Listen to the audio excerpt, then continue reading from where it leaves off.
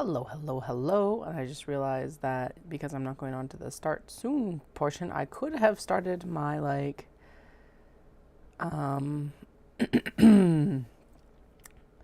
have started the camera for the phone, but I didn't. So here we are. Let's show on stream. That is a really wide, big view of the sewing machine. Alrighty. So let's actually scoot you in here. Because that's definitely not, you don't need to be staring at me.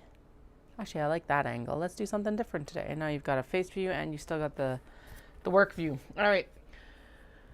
I don't even know where to start. Actually, I do know where to start. Let's start by sewing together the canvas bottom to the Kyoto exteriors. And then, because we will have to switch to the black thread to do a lot of the top stitching, we will do that afterwards. The pink here will get a black thread top stitching. And then we'll go in and we'll start stitching the interiors of the wallets, and we need to also sew the pockets, and we need to sew the things and the things and the things and the things.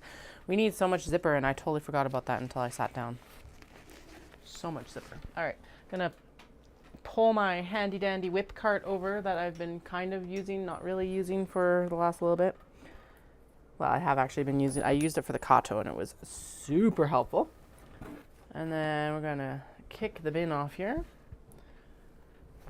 Get out of here. And then we'll move this over there. Okay, so there's the big old pile of things that we hope to accomplish for next week, because I do have the kimono market in Calgary. So I just need to log into my stream and make sure that everything gets broadcast correctly here. Zip the mic cable here behind. Anyway, we're finally to the actual sewing portion of this whole adventure. We can also do actually we should do the zip tabs after this as well. So let's do the Kyoto first, and then we'll do the zipper tabs, and then we'll move on from there because I don't know what else to do yet. Okay, so pull the tape off apparently. That is one key step in all of this. Actually, yeah, no, that's good. Okay. And then this one is going to have the cart facing up, so we're going to do this. Feed dogs do not like the interfacing, but the fact that it is warbly on the bottom means that I'm going to do it like that anyway. And we are on a top stitching, so I'm going to put us down to the correct stitch length and sewing. This is what I'm here for. I'm not here for all that prep work. I am 100% here to sew. So let's actually sew tonight. I am excited. Dallas was like, you can work as late as you would like tonight. And I'm like, I can't work as late as I want tonight because we've got a race tomorrow. I wish that were the case. But nope, sorry, no can do. Okay, I'm going to line that up. It's definitely a more generous seam allowance than I typically would do. Probably should have trimmed that down before I started, but oh well. I am going to pull this out and just double check to make sure that I'm happy with that. I do not, of course, have any tiny little thread snips here, or at least not that I can see. So let's just make sure that this is going to oh my goodness gracious. Gorgeous. Gorgeous, gorgeous, gorgeous. I am totally, my like face cam is totally in the way. So let's move, no, not the full screen. The face cam. Let's move the face cam down over top of the, oh my goodness. Just the webcam portion. Thank you. Because you were supposed to move it. There we go. Now you can actually see the stuff. Okay, so this is actually so that's what the Kyoto is more or less going to look like. We will stitch it down so that the canvas frames it correctly. Okay, good. And then what about on the other side? Gorgeous, gorgeous, gorgeous. Excellent. Okay, I knew that these would look really good, but it's always good just to see it come to fruition. I just realized I am going to need to do D-ring tabs for these guys, and I'm just gonna make sure that they're mostly going to line up here. Mostly. Close enough. We can make up the rest. Okay. Sweet. So there's that, along with the drawstring that's going to need to be done. And we'll do this one, and then we'll move on to the zipper tabs. Okay. These still need their linings cut, actually, because it's a like Frankensteining of the pattern based on my experience with sewing the cotton linen blend stuff. I'm going to Frankenstein it together and make it so that, like, I don't know what height and width it's actually going to come out to, because it's basically like it's cut to this height and this width and this and this and this and this, and it's just like, ooh. Let's figure out the lining after everything is sewn together. So that's what we're doing right now. I'm pretty sure the depth of it is the same depth as like the large Kyoto, but the width is like the same as the medium Kyoto, and I was just like,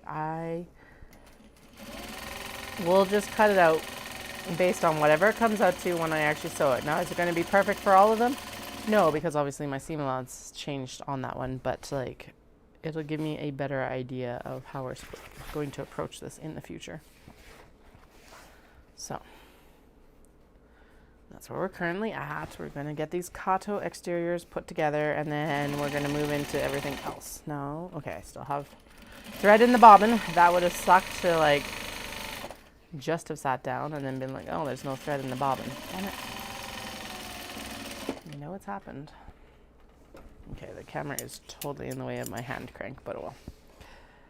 And I do not know where my thread snips are. I know I've got a set on the desk that I was saying that earlier, but yeah, no, not with me right now.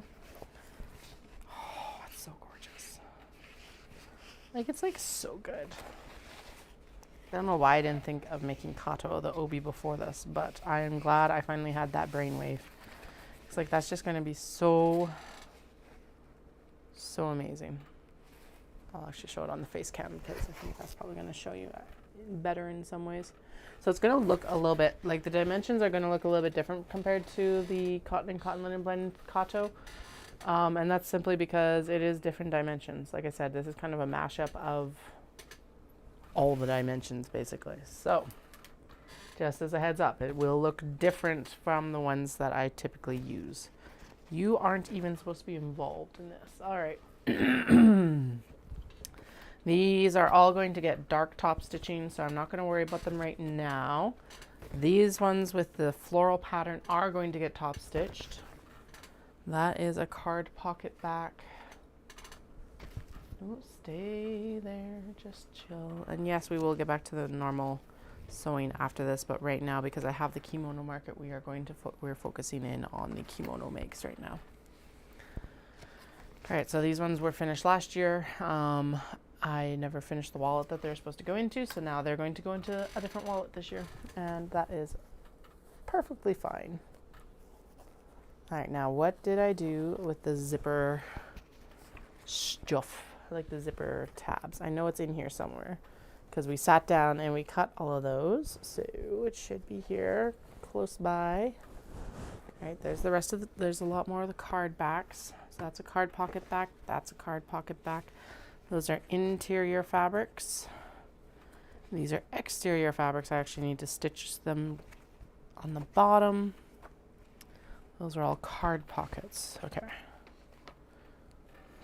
I need to get like a bunch of little bins maybe to actually like organize these bits and pieces once they're like at this stage. I think that's what I maybe should start doing anyway, is just like, yeah, it would be smart. Costco has a bunch of bins on fairly cheap for all things considered. Okay, those look like they're extra pieces that aren't actually going to be stitched right now. Okay, here are the pieces for the exteriors of the Miners, the wallets. So we need to stitch this together with its rectangle, which I see right there too. There's a bunch more card or zipper pockets. And then I thought I saw the zipper tab clip, but that was just these card pockets. Okay. Those can all be stitched with white top stitching, so that's good. This also needs to be in that pile. All right, where did you go? Come on, I just had you because we were working on you before I came over here. Did I leave them on the other desk? Oh my goodness, that would be annoying if I did. And a bunch of stuff is falling. At least I saw what it was for. It's for the Sheenas. So I did. Let me just go see if I left the zipper tabs over there while I am already disconnected.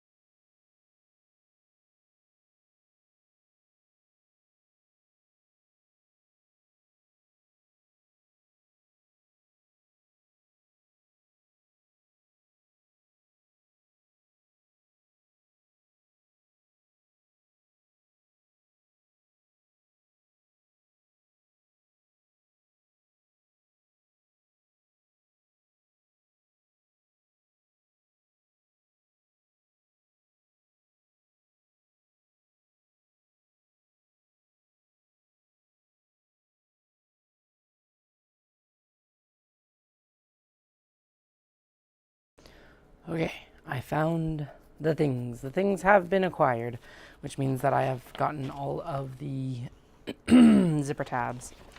So what I think we're going to do is we're going to go in and sew all the zipper tabs, and then we will go do the other things after the other things.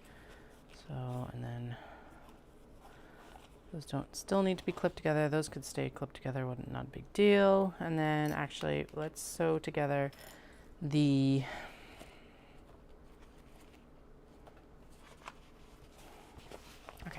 which ones are getting blue?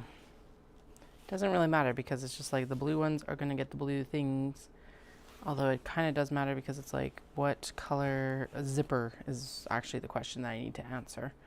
Okay, so the rainbow one here is going to get blue. Okay, so rainbow is blue, which means we're going to do... Did I not cut enough? Oh, I got one very short one. Okay. 1, 2, 3, 4. Good. The red is going to go with the... Which one was I doing the red with? No, I can't remember. Surprise! Katie can't remember. I feel like this is going to look good with blue. Okay. So blue here. And then that then is going to look really good and really snazzy with one of these gray zippers. Done. Even though it's blue. I know. Shh. I'm living in my fantasy world. And then this is going to be pink with this silver exterior for... Which one is that for? Oh, that is for... Okay, so that is for this one here then. Actually, no. That's not right.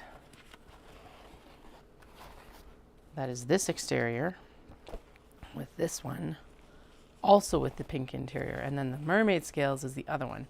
And this is getting lined with a gray, but because the exterior then is so light, we're going to do an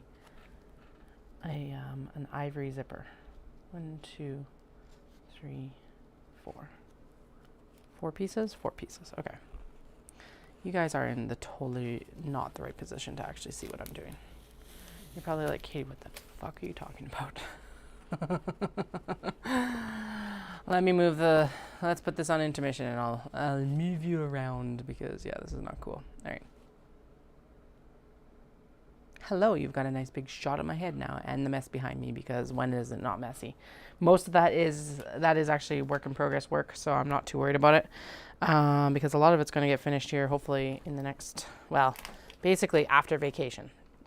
Because I have decided I am going to take that time off post Kimono Festival, mostly because it's like either that or I will burn myself out with how much we're doing. That does not mean that I will not be working on things. It just means that I will not be live streaming during that time. I'm going to do I'm going to do all the like photography for the new bags and such. And then we'll come back and I will do the Kyoto, hopefully in a like much better mood, to be honest. Okay, let's move that back and around. And then we're going to move this. Of course, I am knocking everything over because why wouldn't I? That's just the name of the game with tech right now. There we go. Then I want to like move the legs into a thinner position so I don't have to have this like looming over me by 6 feet. That might be too close, but you love me, right? So there we go. That'll be a bit better. Hey, now it's totally in my face. Awesome. This tripod, for whatever reason, I honestly do. Oh, does it actually lock?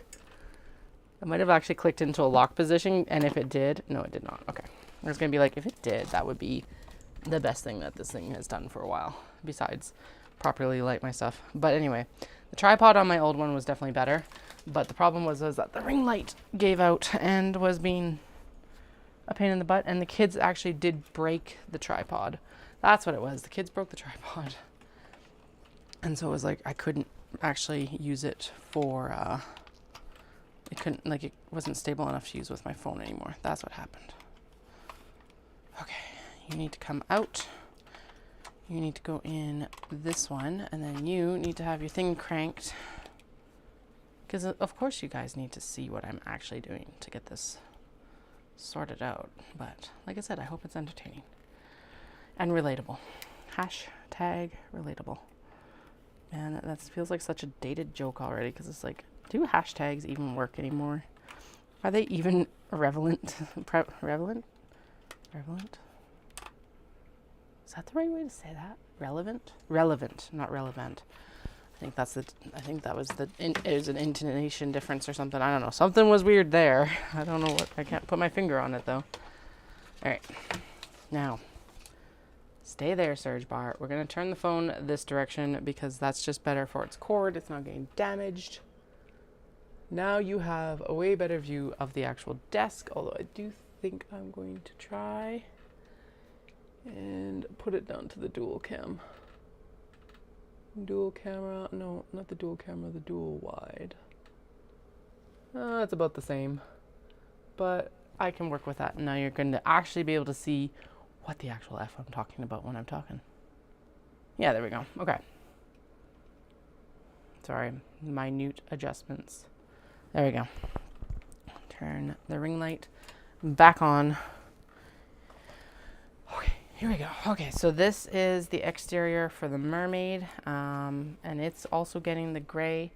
I do know that, and because it is a very light exterior, blah, blah, blah, blah, blah, we're going to also do a lighter colored zipper, right? Yeah, I think that makes sense. I'm like, I could do that like nice blue gray, but the blue gray will look good with the other speckle one that we're going to do here. Okay.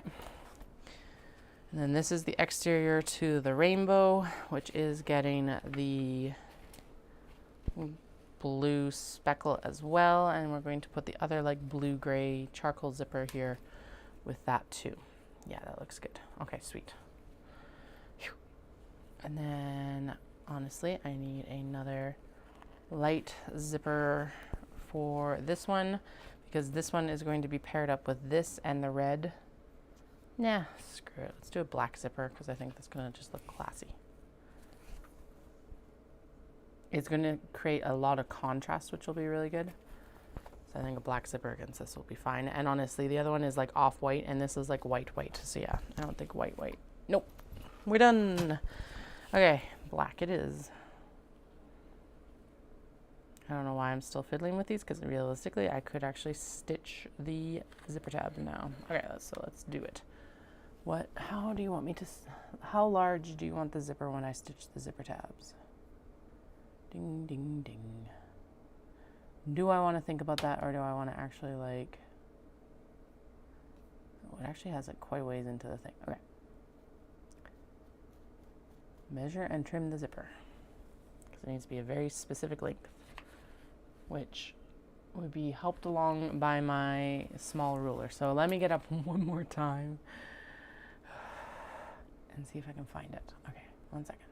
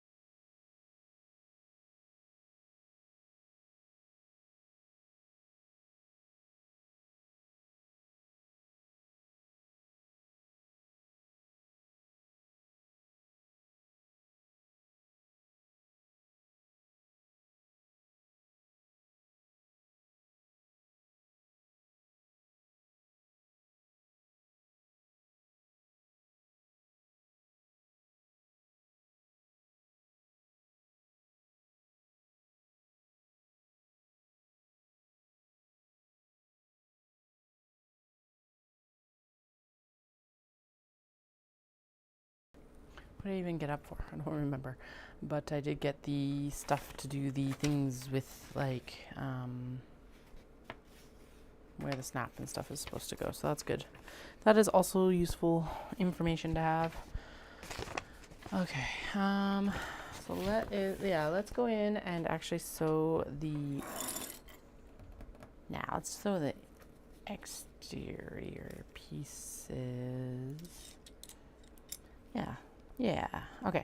So one of the hacks that I do for this pattern is something that came to me via Okla Roots, who found it from someone else. I don't even remember who, but you cut it in, you fold this in half, and then you fold it in half again, and then, oh right, I was looking for the 6-inch ruler, which I could not find. I know it's over there because I used it over there, but whatever. You can definitely see the mess behind me, so you just know this is like,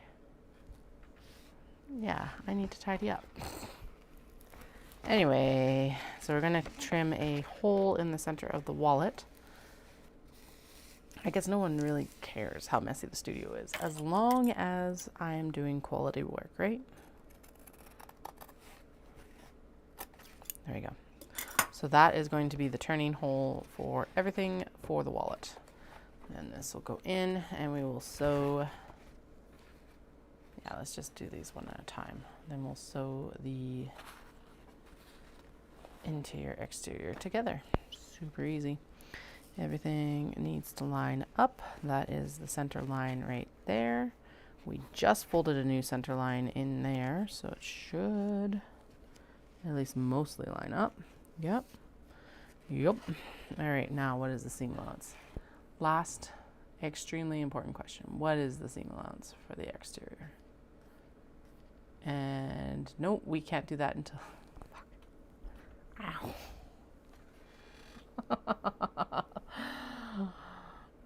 Bonked my head off my sewing machine. Okay, we can't do that until we actually have these sewn together. So let's sew these and trim them down. All right, first steps first. Do the flaps. I am going to move all of these like back to the burn oven. Oh, it was something important. And actually, I think the gray could be stitched with the white too. So maybe we'll do the card pockets in white while it's the white installed. Right? Yeah, I think white on the gray is going to look fine. There we go. Okay. Now, I feel out of practice. Probably because I am a little bit out of practice right now. I could put the zipper foot on too, and that would actually allow me to stitch significantly closer. That is for the mirror cut. Okay, you go here. Yeah, we'll put the zipper foot on, and that should help it be stitched closer. This blue will go with, it's both the same blue. Yeah, both the same blue. Okay, so this blue and this blue. And then where are the rest of the flaps? I don't know what I'm doing at all right now. I am obviously I don't know why this round has caused me so many issues, but apparently just something is up, and that's okay. It's not something I want to lean into. I just want to get my stuff sewn and like prettified for everyone to buy. Okay, come on. I did just do the rest of the matches for the exteriors. So there's this, which I thought was, okay, so that is matched. That's going to be the floral. Okay, so apparently we went with a bright blue interior for this guy. Did we? That doesn't feel right. That feels like that should actually be an ivory, which I think I've got enough over there to do an ivory. It just feels too bright. And then where is my, or did we not do a cut before? No, we totally did, because I've been having that waffle about what it's supposed to be. Oh, there, okay.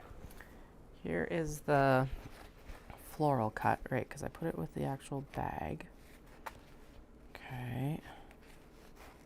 That's a bit better. So where is, whatever, okay. So we're just going to move ahead with what we have here. And then I'll go and grab an ivory piece for that because that should be that. This might actually be for the mini NCW. That's what that feels like to me because I haven't seen the other one. But that's 1, 2, 3, 4.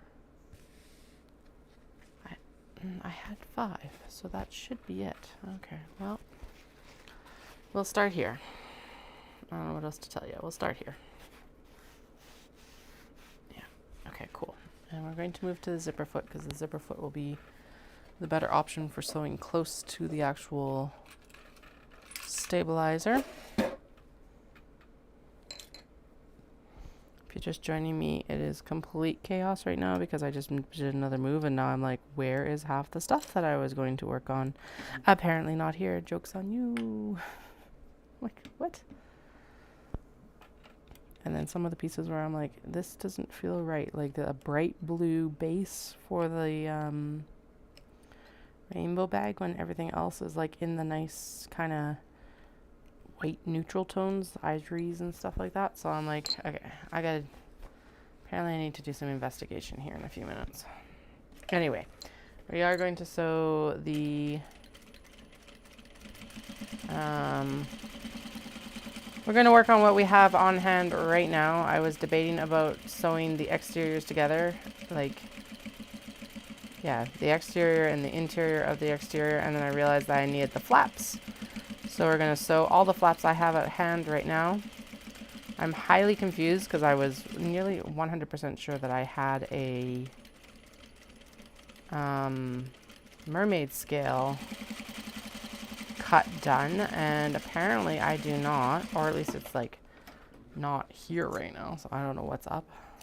Okay, so there's that, and then what I do is I go in with my non-existent pinking shears and trim down the seam allowance now.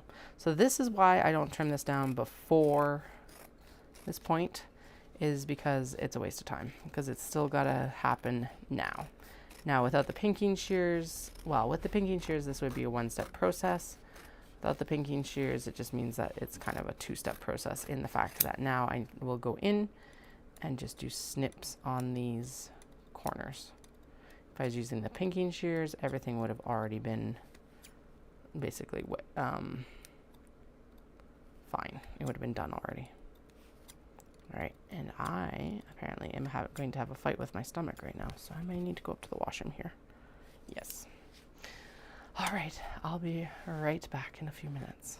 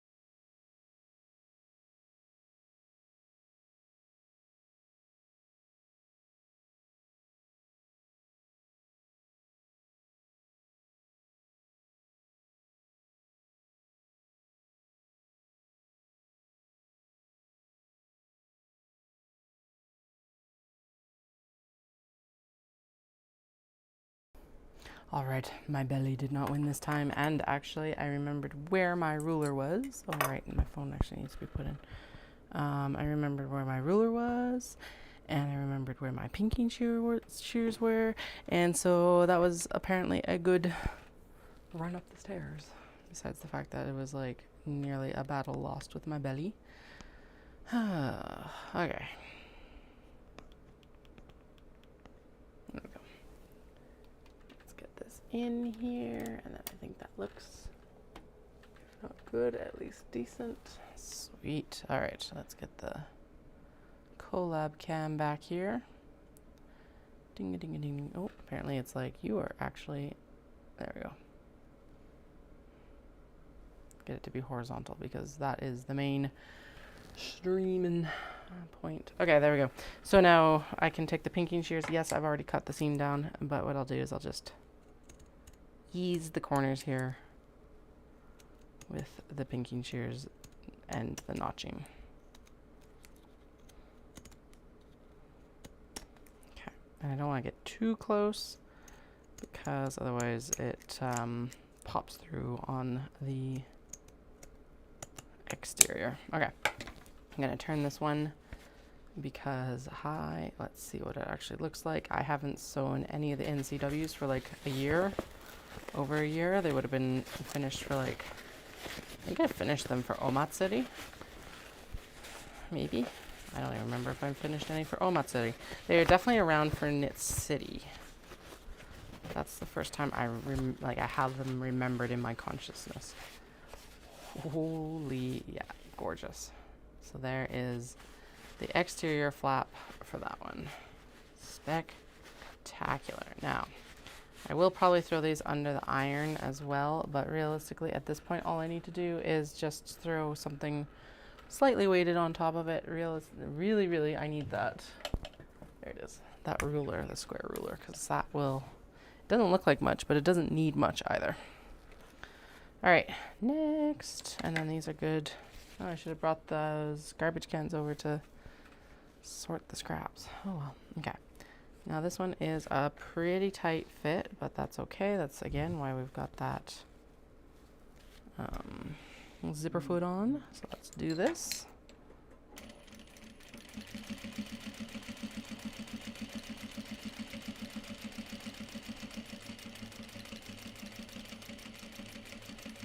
And that's just to also help it get as close to the stabilizer as possible.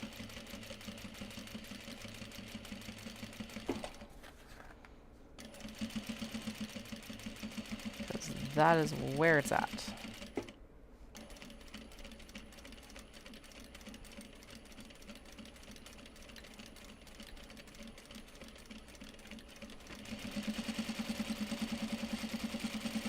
Yay. Straight line. I definitely did this with the just regular foot last year, and this is way easier. I don't know why I refused to swap my feet, but here we are, admitting to the fact that I should have swapped feet last year. All right, we're gonna pinking shear this whole thing around the edge because it just makes sense to my brain to do it. It's like if I'm already trimming down the seam allowance, there's 0 point in not just using the pinking shears for the whole thing. So here we go. And yes, we are going to turn these out individually because I want to see what they look like. Could I like just do them all at the same time? 100%. But you know what? No. Nope. I'm gonna do them right now. And because they are spectacular and because it's a good like payoff for my brain. Because guys, this has been a lot of prep work. I am so relieved to be back at the sewing machine right now. It's not even funny, to be honest. All right, there we go. Yeah, look at that. So that is that mirror floral. And it is looking good. Okay. Just need to press this out with my fingers a little bit better. Now we will go in and we'll do the magnetic snaps afterwards as well, as I said. Just right now, we're not. There we go. Oh, right. I needed to go see if I had a piece of ivory for this. Okay, give me 1 second. I'm going to go check for that.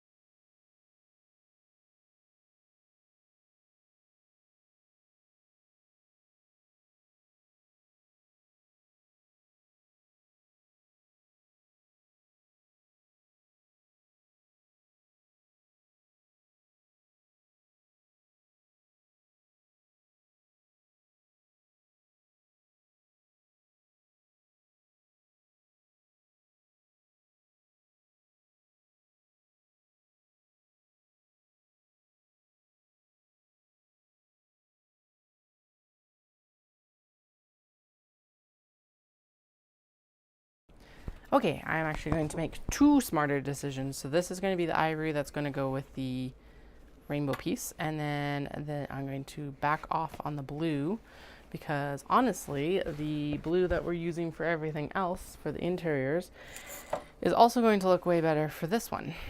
So this is going to be the backing for it now too. So that was a good saunter over to the other cutting desk. I still don't know where that last wallet is. We'll deal with it when I find it. It's kind of where I'm at. Yeah, because you know, apparently I misplaced stuff. I know I had it last night. It should be the mermaids, but whatever. We will find it when we find it. Although now I realize I kind of threw the, I think I put the piece that's supposed to be the interior of it, and I think I put it, oh, whatever. I'll find it later. Let's get this sewn in. If I'm smart, I will scoot this so that the cut down is not quite as drastic on the dark blue, and we'll end up with like a good chunk of leftover on that side. Okay, off we go. So now curves are supposed to be harder, so I typically do just go a little bit slower around everything. As you'll notice, my straight seams do sometimes go faster, not always. One of the main reasons that I did decide to switch to a semi-industrial or an industrial Juki is the fact that it does have quite a bit higher stitch count, like SPM, which is stitches per minute, than a domestic. Something like, I think it goes from domestics top out around 500, and even a semi-industrial goes about 1500. I think this one, if I'm going full speed, can go up to 42 or 4500 stitches per minute, which is an insane jump. But the main thing being still that honestly the stitch quality is so much better on these machines. I don't know how or why, because it's not like it's not the same mechanics, but I'll take it because yeah, I noticed a vast improvement as soon as I started sewing with it. And it was, and I've said this before, I'll keep saying it, I'm sure. It was one of those things that it's like you don't notice it until it happens, and it's not something that even skill will improve. It's just the mechanics of the actual machine that improved it. I can't even like rightly define what changed, but something changed, and it's just like, oh wow, that is way nicer stitching. All right, there is the exterior for this guy. And then, yeah, that is a way better interior for it instead of that bright blue. Bright blue is still going to be super useful for something, just not with these guys, basically. Okay, so we're going to pop it in like this. We're ready to go here. Throw it underneath and go.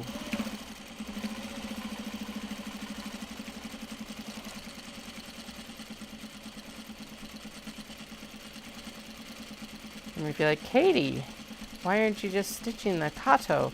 Well, because this event is actually a kimono and obi event, and as much as I want to bring the Kato, these will be more useful, really, or they'll be more, I guess, appropriate for the theme event sort of thing. And blah, blah, blah, blah, blah, blah. At least that's what I'm telling myself. It's also an excuse to like use up some obi and kimono in my stash so that I have a better reason to go back to Japan this year. Because that's like, that will be the bent of this trip is kimono and obi. And I've already told Dallas that too. Obviously, I'm still going to go shop for some cotton and cotton linen blends because if I'm in Japan, it's dumb not to. But I will do the majority will be the temple market. So at least that's the current plan. Who knows? Like I said, I don't even know when I will make that call of, ooh, that just tore. Okay, so we got to be very gentle in the turning of this one apparently, because apparently it is angry. Okay. It'll get tacked down when I put stuff in anyway. These are not getting top stitch because I find that the top stitch is disruptive. At least for the cotton linen blends, yes, 100%. But the obi, I cannot for the life of me figure out how to get them top stitched nicely. So there we go. Okay, it's just, all right, it's not too angry. It's just a little bit angry. There. Now it's happier. Okay. All right, so that is looking spectacular. Very, very nice. This will have to be turned one more time. Okay, so now the next step is I do actually have to do the magnetic snaps next. So let's go in and actually do the zipper tabs. Yes, zipper tabs. Because what I need to do next after that is actually doing, those need to be flattened a little bit before I do the next step. So let's go in and do the zipper tabs, which means I'm going to, am I going to swap out? Yeah, let's not swap out. Who cares? I can make it work. No, I'm going to swap out to the normal because I just remembered it has a better pressing weight, basically, because it's a wider foot. Then what else do I need to do? I need to do this, and then I need to do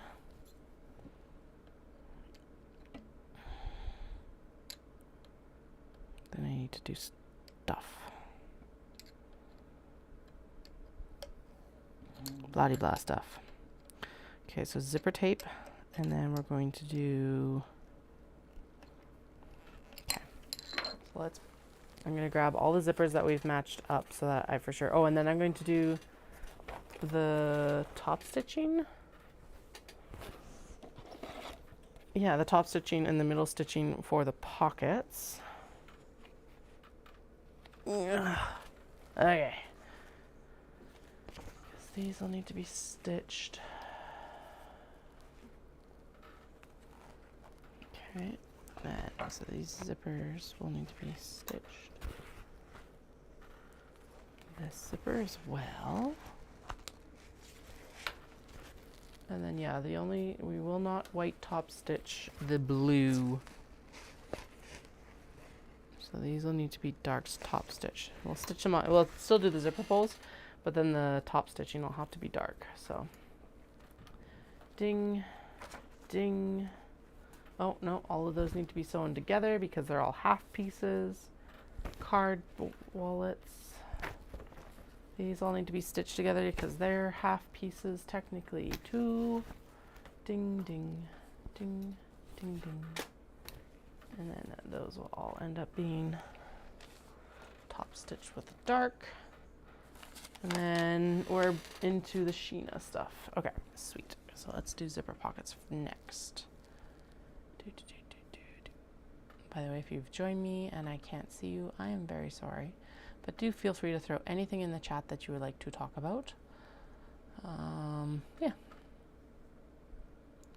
Okay, so trim the metal stops from the ends of the zipper. Yes, also very important. Actually, let's do I want to do zippers? I kind of want to do zippers, but I also kind of want to do the card pockets so they're out of the way. And zippers are a pain in the butt. Talking to someone who constantly is working with zippers. Let's do the top stitching. Okay. So we need to go in and top stitch the tops of the folds. The nice thing about this too is that this can all be chain pieced and I don't have to worry about it. Okay, get out of here. You can go up in the bin. Got another hour and a quarter-ish. Dallas is like, you can work as late as you like. And I'm like, no, I can't tonight. I wish I could. Mostly because we got a 5K tomorrow morning. I'm like, I'm supposed to go like run this at my fastest. So I need a somewhat normal night's sleep tonight. I say somewhat because it's not like the kids aren't going to wake up in the middle of the night and wake me up. So that's why it's only somewhat. Okay, yeah, the white top stitching on the gray is fine. Okay, and these are getting wibble wobbled. So I'm going to pop them over here. Whoa, it's like, let's just scroll.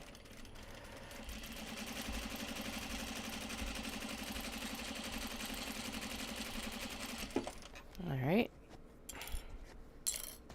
Where am I starting? I guess it really doesn't matter. Just stitch them all. Stitch them all, stitch them all, stitch them all.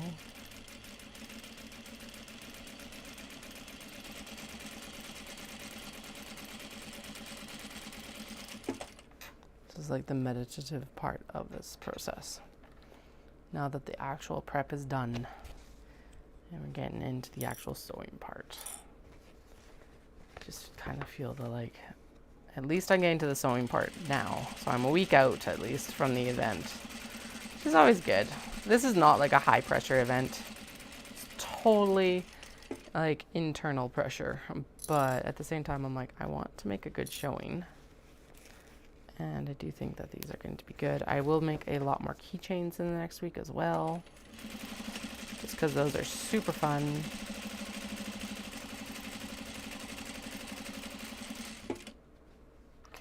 Card pockets can sit over there. We'll finish up top stitching these and then I'll go in and so basically what I did with the zipper pockets is because I can cut them out of the stuff that's, where did I cut them out of? Something that's not like, it left extra fabric. It's fine. It's not a big deal. But I cut them basically in half of what they're actually meant, plus some seam allowance, so that I can get them cut out of the offcuts. That's what I do. And that's what I was trying to communicate. And so that's why they need to actually be sewn together at the bottom, is because they're not the actual proper height yet. So basically I'll sew them together and then I'll trim down any excess fabric as well so that they do match what they're supposed to be. All right. Oops, I'm sorry. Okay, next one.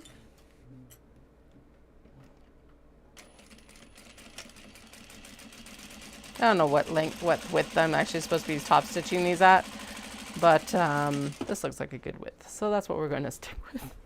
I don't know. I'm making this part up. But I am satisfied with how it's looking, so we're going to go with it. Because what else am I supposed to do? You'll notice that I am going quite a bit slower on these, mostly because they are a show part of the wallet. So I make sure that I'm stitching it as nicely as I can, basically. Some of it is just hoping for the best. I really don't want to have to seam rip anything. Knock on wood, I don't need to tonight. You never know, though. Now, these wallets are... I say this like I don't have other high-cost items, but they are definitely a higher-cost item than my project bags and stuff like that. Mostly because they are a passion project. They take a lot of time and effort to actually process and prep. Obviously, we spent a lot of time this week doing prep. Now, there are things that I'll do next round if I'm going to pursue these more, and I think I am, for making that prep work easier for me, but that doesn't mean that the time isn't still going to be involved. So yeah, so these run over the $100 mark because they are a significant amount of work.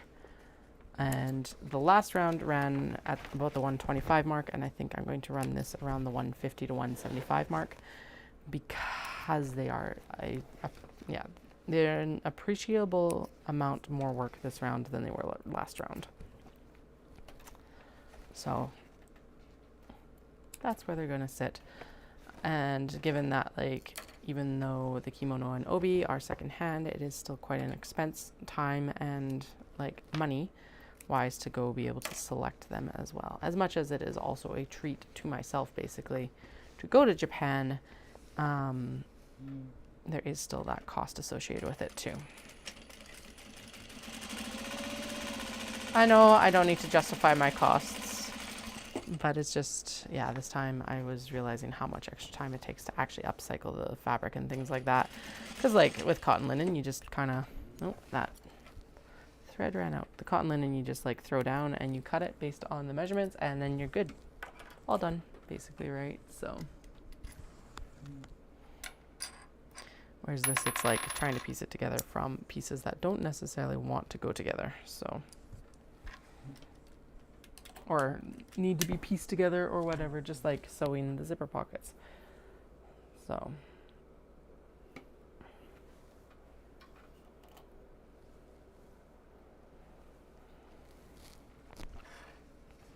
right.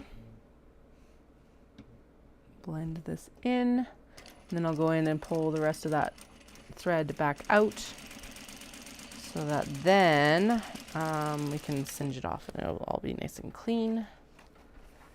And into the next one here. Pull the thread so that it actually winds onto the bobbin. There we go.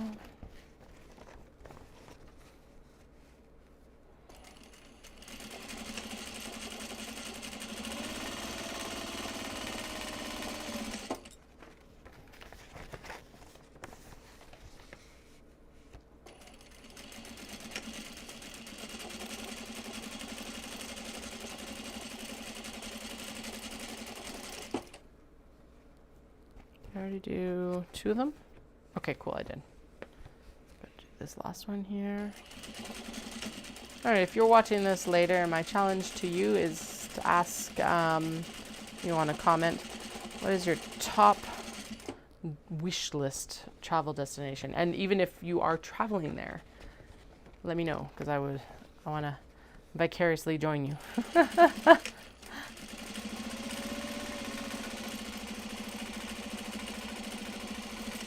Alright, there we go. So there is everything top stitched. Woo! So we'll go in and we'll stitch the actual card pockets now. Or if you're in chat, let me know what your wish list location is right now. Even if that's like, you've got the travel booked and you're ready to go like right away. What is your wish list location? I don't know if people are still like, my friend described it as revenge traveling last summer, and are people still doing that a little bit? It seemed like it was just like everyone's like, I'm done, I'm out, I'm going somewhere. Or it's like, well, this is a good clear call that I need to go do the thing I've already said I want to go do. That sort of thing. I get it. That's why I ended up going, like Caroline and I had been talking about going to Japan together for like 5 or 6 years, and probably longer than that actually. And then finally was just like, okay, we gotta do it now or else it's not gonna happen. Or there's a very large potential for it not being able to happen. So, alrighty, there is those all top stitched. Now we're going to go in and do the actual card pocket line. I guess I'm already in the actual pattern. I don't know why I tried to click into it again. Brains are tired. Brains are tired. Okay.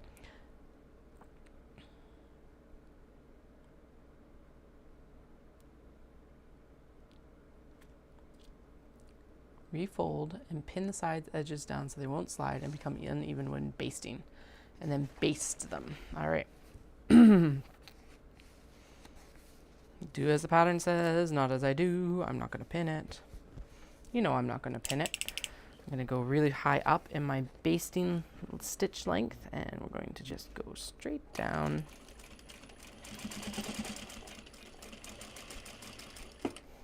Okay.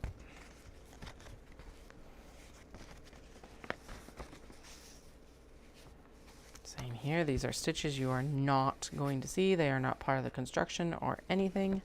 They are just to hold it together so that you can do the remainder of the stitching for other stuff. So that's why I'm not back stitching or like doing any hold stitching for any of this either. It's just, these are the holding stitches.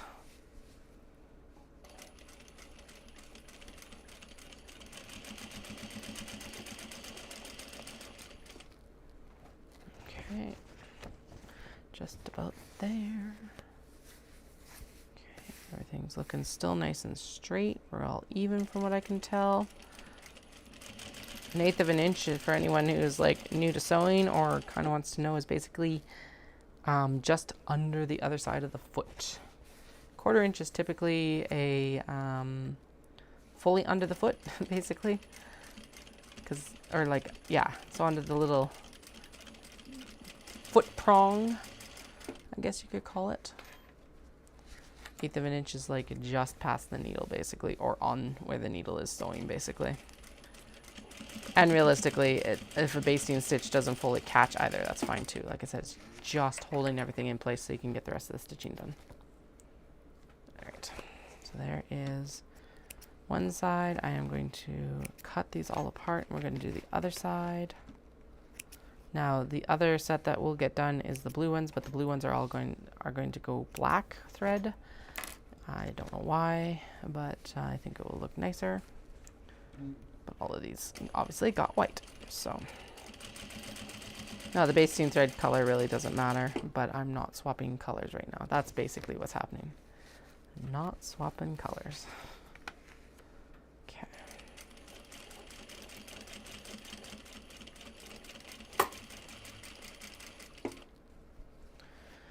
And then after this, we'll go in and basically they get sewn together and then they get basted to the card pocket back as well. I think that's the next couple steps. And blah-de, blah-de, blah-de, blah-de, blah.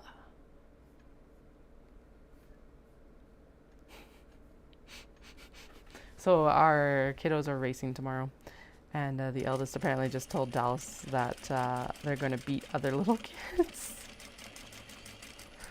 I think they are going to have, I think they've got a pretty competitive spirit, which is kind of hilarious because neither Dallas or I are, well, never mind, that's a lie. I was about to say that neither of us are very competitive like Dallas or I, but I am, and so is he. So that would be a lie to say that we are not. A clear untruth based on what I'm just thinking about right now. I like to pretend I'm not competitive. I'm totally competitive. La la la la la la la. Oh well, that's not a bad thing to be. But as long as it's not to your detriment, I guess. Okay. Alright, so there are the two sets of card pockets. Now what do you want me to do? Place the two slot pocket pieces right side together and using the seam allowance, sew them together across the bottom edge. Okay. Sweet, I can do that.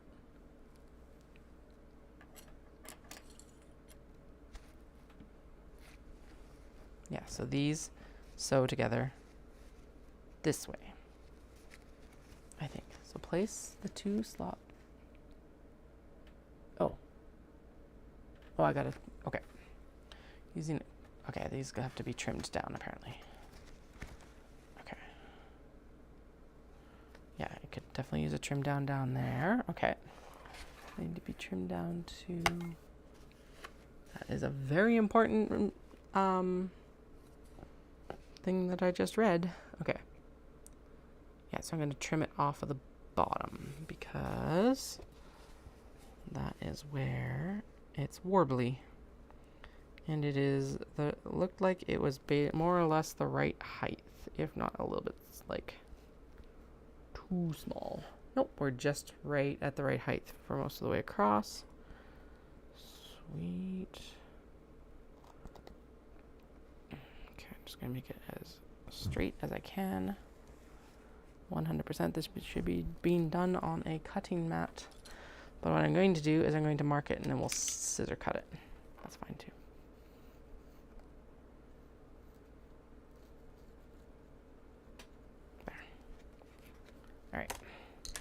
scissors. Like that.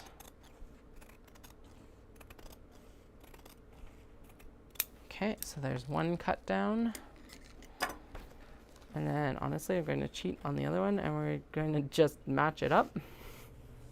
To make sure that those card slots are matched up, I'm going to clip it. And then I'm going to trim it down, and then we're going to go in and sew it as requested. So here's half the battle, is making sure that it's squared up to itself, right? Like the two pieces, basically. Yeah. Okay, those are square. Trim it down here, like that. Okay. Okay. And then place the two. Turn the stitch length down again, and then it's going to be a Okay, cool. Now, if I've done this correctly, it should all come out correctly. If I have not, I will cry. I might not, but I might actually cry. I'm tired. We'll blame it on being tired. Okay, but I think we're good. So there is that. Let's just fold it that direction, because why not? And then it should be the correct height and the correct width. Okay, so we knew it was already the correct width, but it is the correct height as well. So that is amazing. Okay, and then draw a line down the center of the card slot piece and stitch down the line to create 6 card slots. So, wait.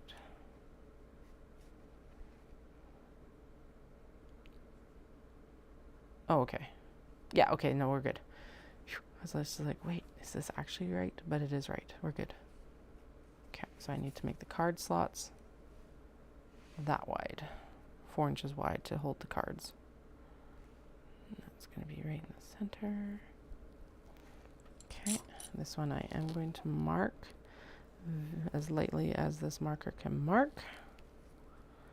And then we'll go in, and I am going to do this at a normal stitch length because these are high stress point items. So right here, I also back stitch this. I'm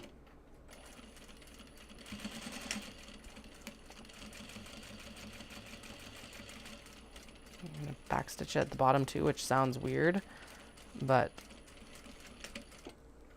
what is, oh.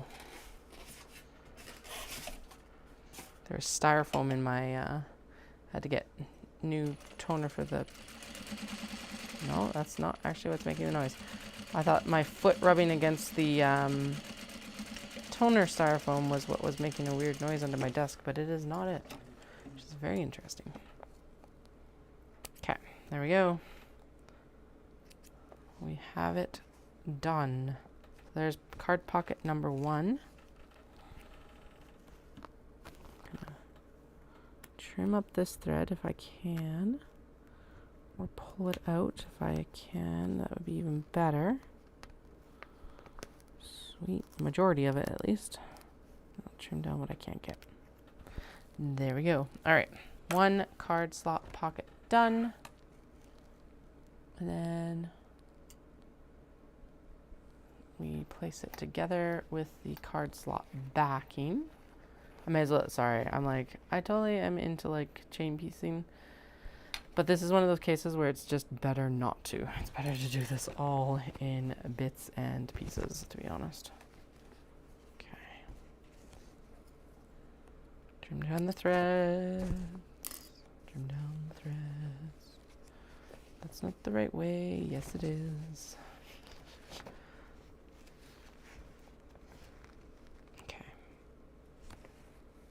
Good, good. So we're going to sew it along the top.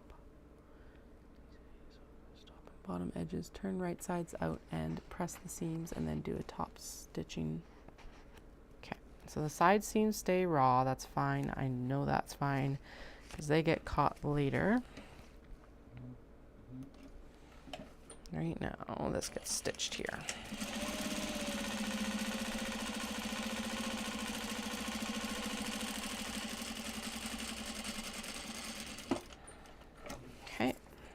and top. Bottom and bottom. Make sure that that's actually like aligned as best as I can get it. Yep. Sweet. Okay.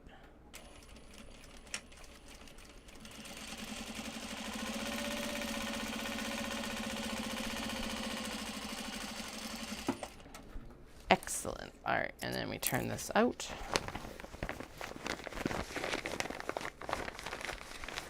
And this way.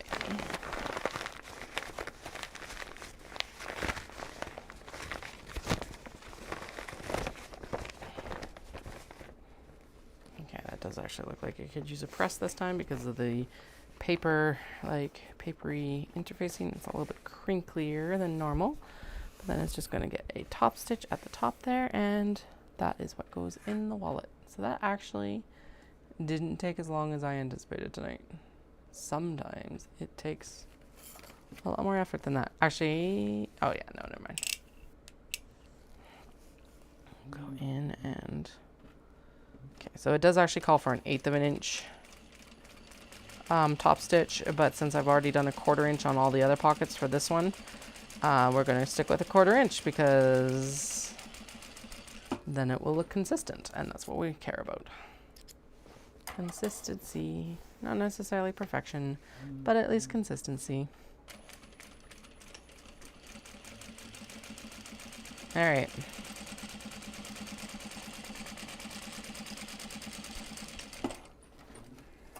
There is the card pockets done for one of them.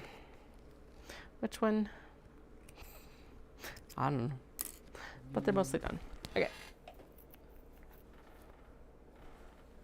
Okay. Sweet. I'm going to shuffle these back and pop them underneath a something or another. Actually put them underneath all of the zipper pull tabs for the number 5 zippers. Okay. Do I want to do the next set of card pockets, or do I want to do... Now let's zip through and do all of the sewing these things, which are the zipper pockets, because they all need to be zipped. How big are you? Okay, and then you're supposed to be, okay, so right now you'd be that, and you need to be that, so you need to be a 1/4 inch seam allowance. Okay.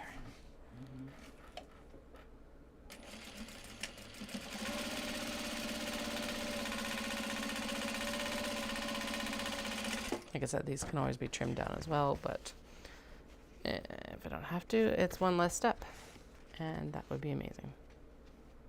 I like reducing my steps. This is already enough of an extra step that you don't have to trim them down, even better.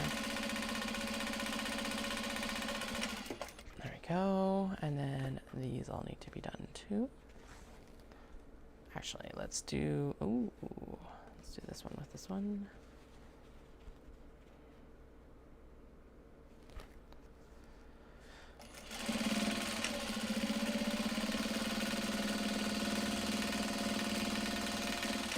Like how these are like, I've been so diligent about trying to make sure that these don't fray, and then it's like these have been interfaced for a full year and they're still frayed. Because, you know,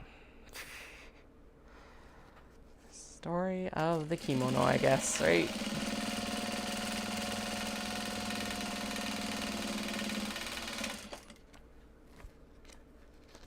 Okay, now these ones are a little bit stiffer because they're stiffer. They're backed with the paper interfacing, and that's fine. It's just something I have to keep in mind when I'm actually sewing them, because I was not going to go in and interface them again. Like, no, that's not happening. Okay, I want to try and get some speckle with all of these. Okay, like one piece that's a little bit more plain and one piece that is definitely speckled. Because the other way I could do, nah, like that. Okay. Now, doesn't really matter because the way that these are running was the other direction anyway. Just had a momentary panic of like, oh crap, did I like leave the stitch length long from top stitching? But no, we're good. We're good.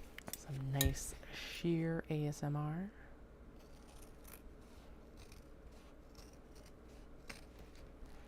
Besides the struggle. The struggle. Struggle. Okay. Oh shoot, I do actually need to base that down, don't I? Yeah, I need to base this down, the clipped edges. I just realized because these are going to, this is just going onto the card back, so it doesn't actually get any more stitching. So let's make sure that these, oh, I don't know why I backstitched that. Whatever. Extra strength on the edges. We're good. Can always use a little bit of extra strength on the edges, right? Everyone can. Alright, so that will be clipped there. I'll go through and actually do the proper seam here on the bottom.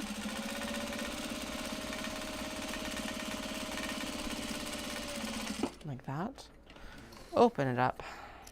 Clip it off. And we're going to go in and we're going to do the based stitch here as well. Just over the card pockets, not actually over the full thing. It doesn't need it over the full thing. It just needs it right down here. Like this.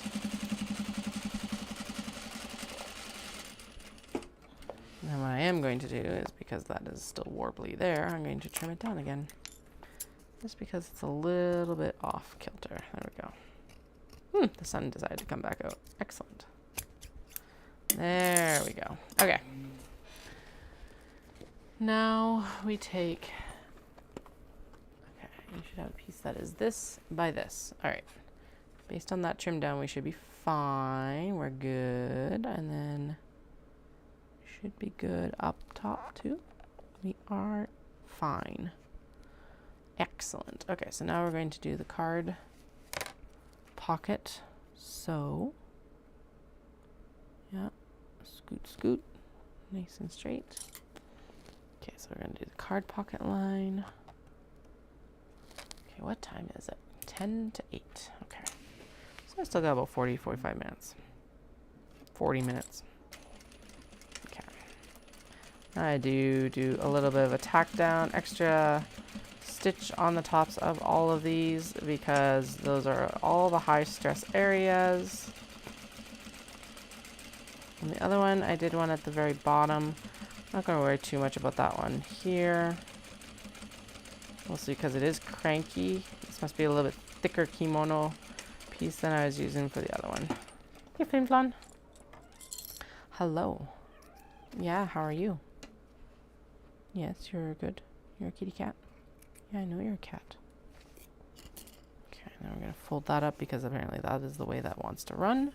So we will run with it. And then I need the card pocket backing. And then we'll put these right sides together this direction because apparently that is the way it wants to run. And we'll make sure those line up more or less exactly. We are good. I think, yeah, that'll be fine. And then, so I'll stitch these together. How much do you want me to do this by? 1/4 inch, okay.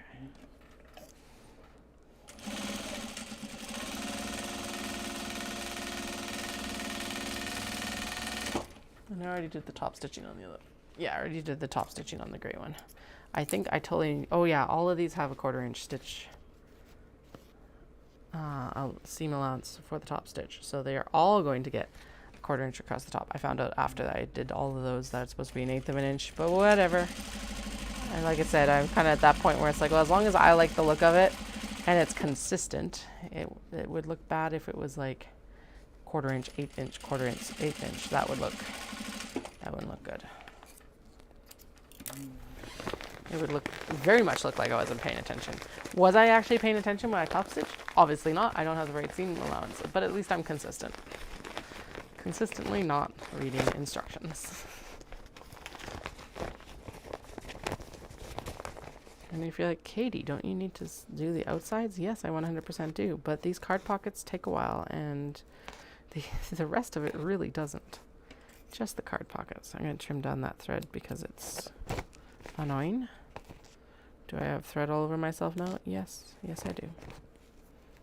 Everywhere. All right. There we go. Oh, yeah. Oh, I do have my water. All right, good.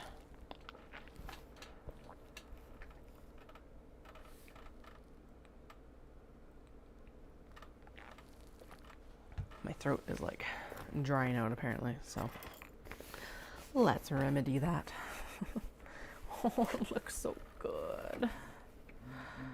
Oh, I think I'm gonna have to make myself a whole set of things from that one Obi that I went back for, because hello.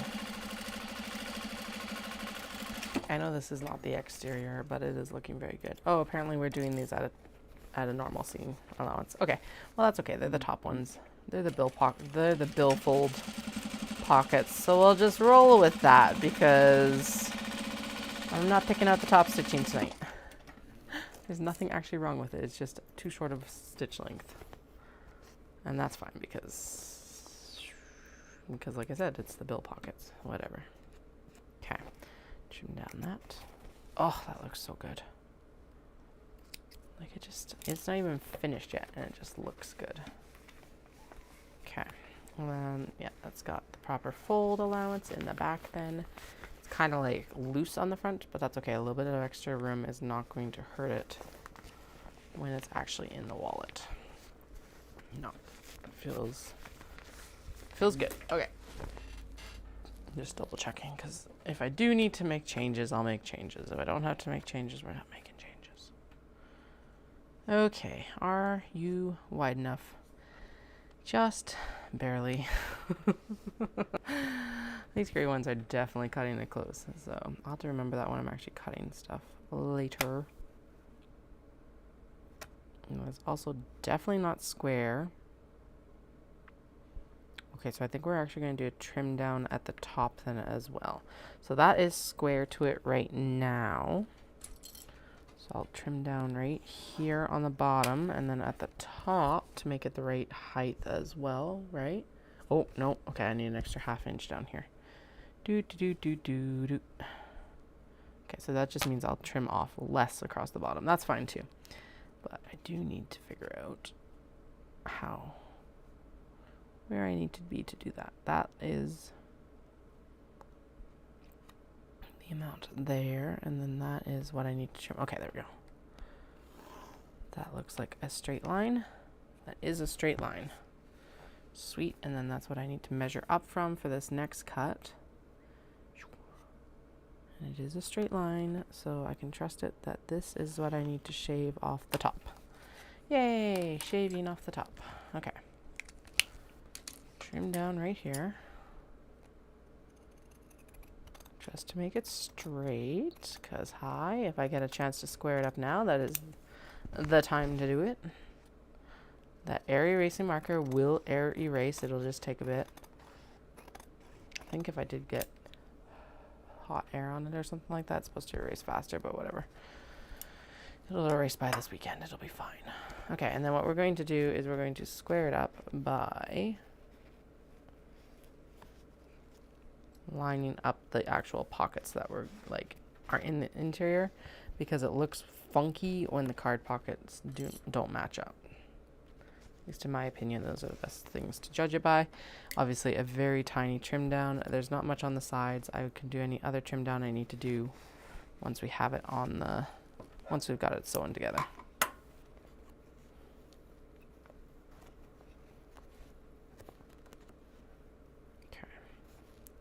Good, that's good. Clip it here, clip it there. Just make sure I'm not missing anything on the stream chat. It did not actually come through the other night, so let me just check. Chat is disabled for this live stream. Oh, okay, why is chat disabled? Alright folks, I am sorry. I don't know why it is disabled. It shouldn't be. But apparently it is. Oh, interesting. I didn't know that I could actually update the settings while I'm there. Oh, that's weird. Let me just see if I can chat in it and if that helps. Hello. Okay, mine came through. So what is going on that it's disabled over here? Chat is disabled for this live stream. Okay, I am sorry. It should not be disabled. If you do want to come in and send me any messages, please feel free. obviously through Instagram, because chat is not working right now. I am sorry for that. I don't know what setting I hit that it is disabled, but it should be not be disabled. And I don't feel like restarting the stream right now, so I guess I will be monologuing to myself. No wonder there was no response to like, what's on your wish list for travel? And everyone's like, your chat's disabled. I can't answer the question. Sorry. If you leave it in the comments afterwards, I would adore it.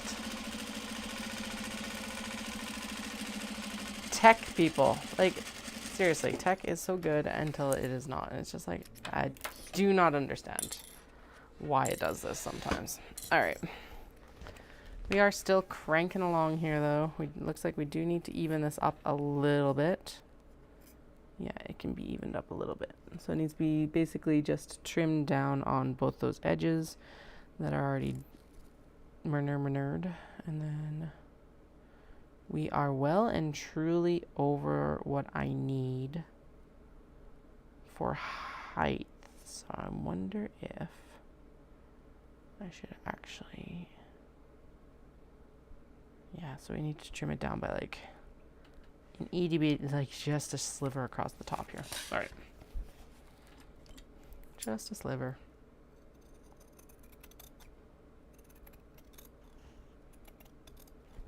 Okay, there's the sliver of the trim down, and then I'm going to do a sliver of a trim down on the other side as well to keep it more even.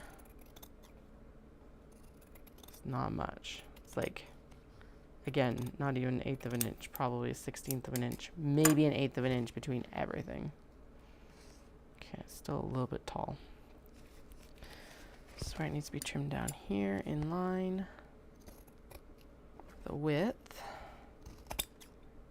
Okay, there we go. And then this side as well, so that it is all at the same width.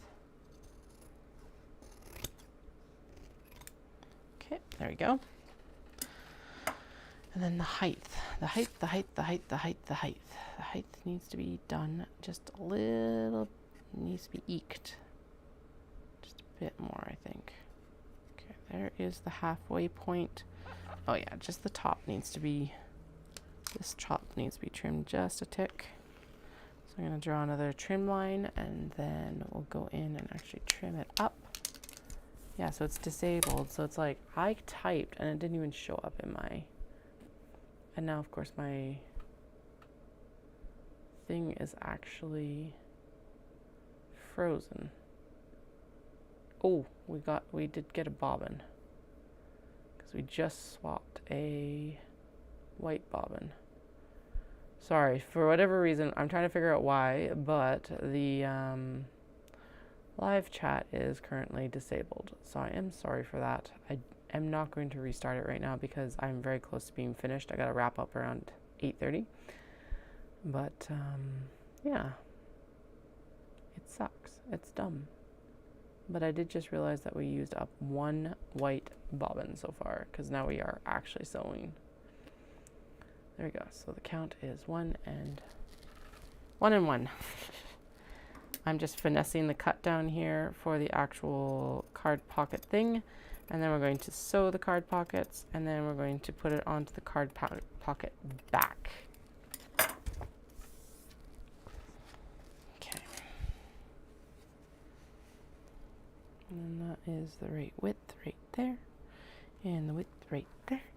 And we're going to go in with the pen and mark it. Choop, choop, choop, choop. Choop, choop, choop, choop. And one more time, because why not? Good measure. Just in case it didn't mark. Anyway, if you have any comments afterwards, please feel free to throw them in the comments once this video is posted. My main question last was, what was a wish list travel destination for you? So obviously, with live chat disabled for this one, for whatever reason, please throw it in the comments once the live stream is done. I'll be wrapping up in the next half hour, so you have some time to think about it. This could include somewhere that you already have visited and want to go back to, or if it's like somewhere that you're booked for and like to go in the next year or whatever. obviously I'm constantly talking about Japan, but like I've got other wish list items. I would love to go to like Greece and England, actually Scotland more than England even, and like all of those places. I think there's a lot of places to go. I really want to go to Florence, actually, is the other big one on my wish list for the eventual traveling. And we have the money once the kids are older and stuff like that. So, all right, last card back to do here. Wait, so that's 1, and there's 2, 3, 4, 5. Okay, yeah, so there's 5 wallets here. I gotta find the last like wallet exterior because I'm like, where is the last flap that I made such a big deal out of? Because I was like, okay, we're gonna add 1. Had 4 ready basically, and I was like, I'm going to add the 5th one, which was the red and blue one. I have the red and blue one, but I'm like, pretty sure I had mermaid scales cut out. So now I can't find it. I'm like, where did it go? Why is it not in the pile? It's not surprising that it's not in the pile really, but you know, it's annoying. Heads up, the live chat is currently down. It's disabled for this live stream. I'm not sure why. Oh, I wonder if it's under my settings. If maybe the cat's like stepped on something and did something. No. Okay, show advanced. No. What about settings here? It's just like YouTube settings, and it shouldn't. I didn't change any settings.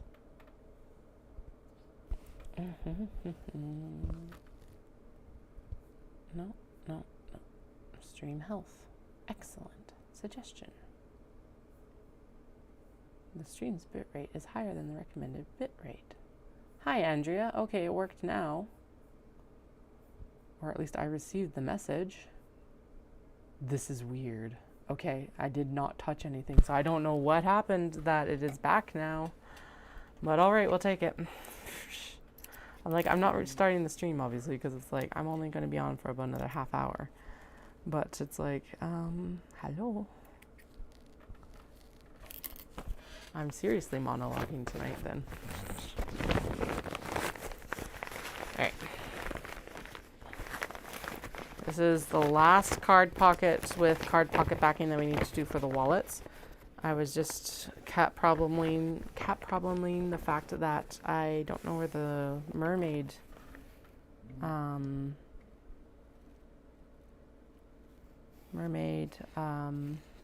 front. I don't think so. I wouldn't be able to tell because it was disabled. So I obviously said hello because I was like, well, let's test this and see. But what was, I don't know, I went in to check something and I was like, oh, the stream, like the live chat is disabled. All right, this is weird. So, I don't know. And I was like, okay, did the cats like randomly, like when they were stepping on my keyboard earlier today, did they change a setting or something like that? Which is totally possible. But I can't, like I don't even know where you would turn that on or off. So, obviously, it is now back. It was gone like 3 minutes ago. 5 minutes ago, however, like very recently. Okay, there is those card pockets done. Yes, the side seams are raw edges, but those get caught later on in the process. Okay, so what is the next step here? I think the next step is actually sewing the... Yeah, so I need to actually install the magnetic snaps next is what I need to do. Okay. Da da da da da da da. Da da da da da da. I need to install both sides of the magnetic snap. Okay, sweet, I can do that. I know, technology is so weird. So good when it works and so terrible when it doesn't. So, we're just going to chalk it up to that was tonight's weird occurrence, I guess. I don't even know anymore. Just realized that the Heidi's are also going to need a bunch of snaps as well. Alrighty. I'm going to work through a lot of my stash of like supplies that I've just kind of been slowly working through recently. Now these ones are going to end up having an interior tag, Mostly because I don't have another way to do a nice exterior tag, so they're going to end up with an interior tag. 1, 2, 3, 4, 5, 6, 7. I need 10 pieces. So 8.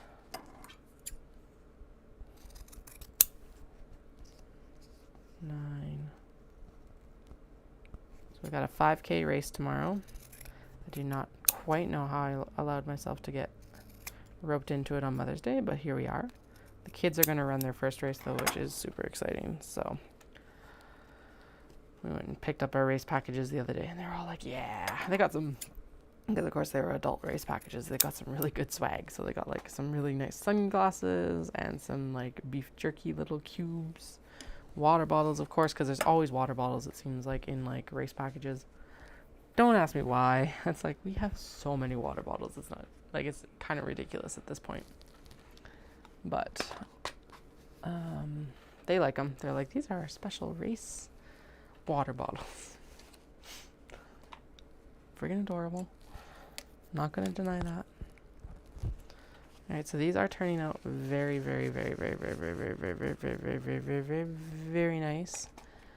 And we are going to go in and do the snaps. I think probably snap installation, and then it'll be time to call it quits for the night. Why I mentioned the races, because I want to have at least a semi-regular sleep. That is actually going to be way too large. Let's do like, if I do half of that, is that good? Oh yeah, okay. Let's do half of that. Because otherwise you're going to like, it's going to feel really weird in the wallet. You want stabilizer behind the magnetic snaps, but yeah, that was excessive. This was like if I was installing the metal tags again. And that's part of it, is like, so I'm actually in between tags right now because I'm debating what I actually want to use for these wallets and stuff like that, but I don't want to stop the production on them. Because the I noticed that the metal tags scratch really easily, so I'm like, I don't really want to do that. Thinking I'm gonna lean into the leather for these as well, but I might get someone to laser engrave them so they're a little bit more delicate. And they're basically like the rectangle, like the metal ones, versus the circular ones that I do myself, because the circular ones would take up a really big chunk of the wallet back. And I'm like, I want to make sure that people have the info, but I'm not super into it needing to be that massive. Alright, so what I do, that isn't necessarily, that's where they're placed. Do a little snip snip. And then what I do, so we'll go in here and I'm going to do best guess because I don't have it marked on the actual thing. I shouldn't do best guess, but part of what we're going to do is we're going to fold this in half actually. Zip, zip. Okay. Fold this in half. There's the halfway point, and then we're going to put it up by an inch. An inch seems like too much. Let's put it up by 3/4 of an inch. There, right there.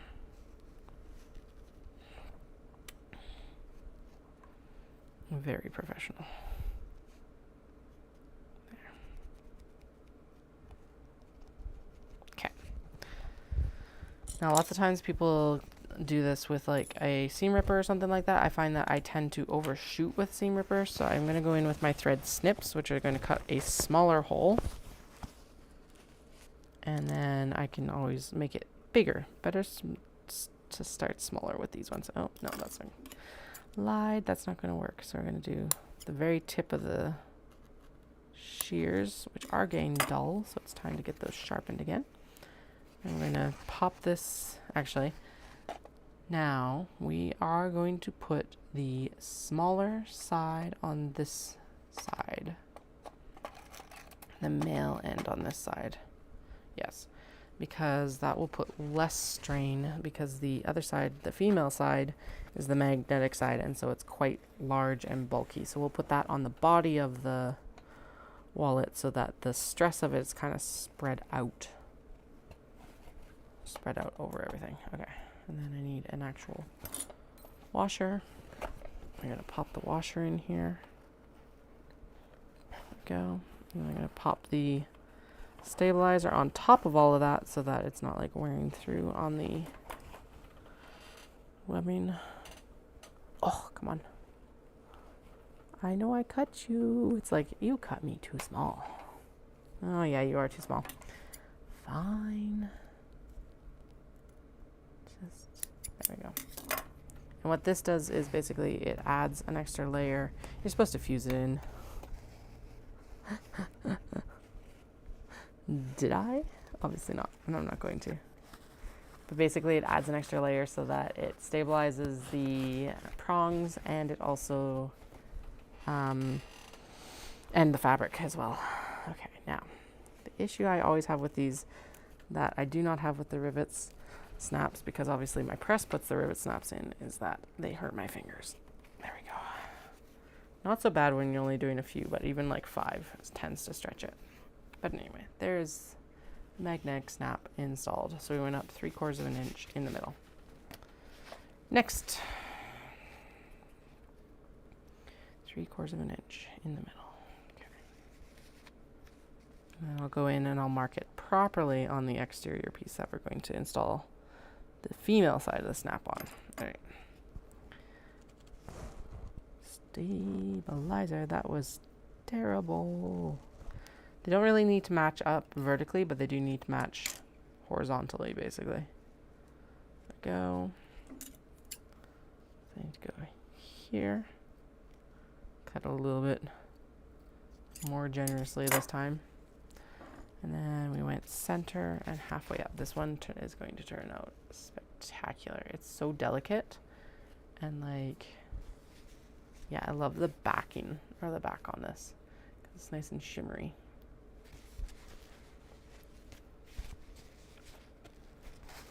Okay, now these ones, if they're cotton and cotton linen blends, do get top stitched, but I find that it's far too disruptive to the Obi designs to top stitch them. I have not found a satisfactory way, so we don't do it yet. Doesn't mean I'm not going to do it in the future when I find something that I think works well, but for now, no. Oh, that's only a 1/2 inch. That's, I'm like, that doesn't look like it's high enough. It's because it's not. Okay. Set right there. Hold it in place. Zip, zip, zip, zip. Now we'll go in and trim it. And then we'll set the next snap. 2 hole snaps, ha ha ha. And since I don't know where the other exterior is, halfway already. Yay. Well, I guess kind of. We're going to need to go in and do the other side, but whatever. Halfway for the front, halfway for the flaps. Yay. I do have like invisible kind of magnetic snaps too that I might eventually try, just because I feel like they may not, well, obviously I wouldn't need to cut into the fabric as much, so I think they would cause less damage, but trying to like get them stitched in is kind of ugly. That's why I haven't pursued them too much yet. It's like, no.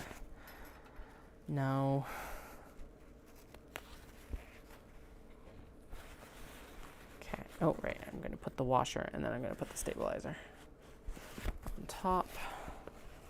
I have like a vacant weird look on my face. It's because I'm like feeling around in the flap to put all of this stuff together. Yep, it sounds just as bad as it sounded to me, that's for sure. Okay, I'm going to squish it, hopefully. Squish it, please, thank you. Nope, squish it, please. Nope. I was actually doing this with my water bottle last year and it worked really well, but I need to like get them into that first spread position at least before I can like squish them with the water bottle. Oh, I hate these things. I really do actually hate having to install snaps this way. They hurt, and I always feel like they're not quite set properly even when they are. There we go. That feels, yeah, there we go. I can make that work now. Haha, okay. probably some way to do it with like a hammer or something like that, but that also requires like a very sturdy surface to like bang them on, so no. Alright, because really the only sturdy surface is this, and I do not want to damage my sewing desk. Okay, we need 2 more so far until we find the rest of the stuff that we are going to sew. And yes, we will have to install these on the Heidi as well. I don't know why I'm quite so particular about getting those straight up and down, because realistically it is a circle. It does not matter where I actually install it or what direction I guess I install it. It's all going to be a circle. It just needs to be in the right position. But here we are. Okay. 3/4. And that's the center line right there. So we're going to kind of try to center it in this, like, not like any of these washers are exactly the same either, but you know, we'll try our best with the materials we have and the skills that I have. All right, so there is it ready. Go in and go snip and oop, that was close. Snip. Mostly just that I was going to probably overcut it if I wasn't careful. And I'm going to snip and snip, and then we're going to grab a male end here. Okay, so I need 2 more male ends as well. Okay, so I got the washers and the male ends, and then we're going to fold that back out, and then we're going to shimmy this in here. Pop and pop. There we go, that one actually went in nice and smooth. And put the stabilizer over top.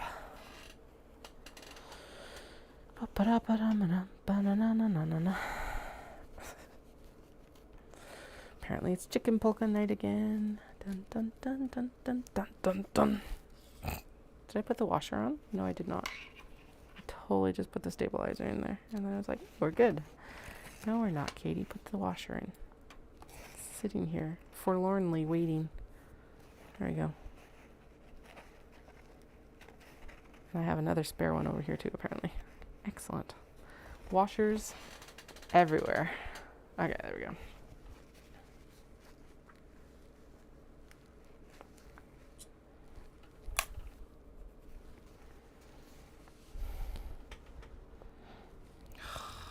Okay, how am I going to get this without also really hurting my hands? Let's try this way. Oh, there we go. Okay. I understand why they have to be so stiff, but it's like, why do you have to be so stiff and angry about getting installed? There we go. Okay, one more for now. And then I think I have enough time that I will go in and we'll sew the exteriors to the interiors. And then that is actually a lot of the work done. We'll have to sew the zipper pockets for these things. And then it's like just installation essentially. So that worked out extremely well, to be honest. I did end up sorting out a lot of the ones that I'm like partially done on. One of the things I realized I have to decide on the Sheenas is I need to decide what we're doing for a strap. I think in my head what I was doing was I was going to go in with I think I'm going to go get cotton webbing, and we're going to use cotton webbing for these Obi bags. I know they're Obi bags, but here's the thing is I like cutting and sewing a Obi strap is, that's a lot of fabric. And I don't actually have enough fabric, I don't think, left over from any of them to make it.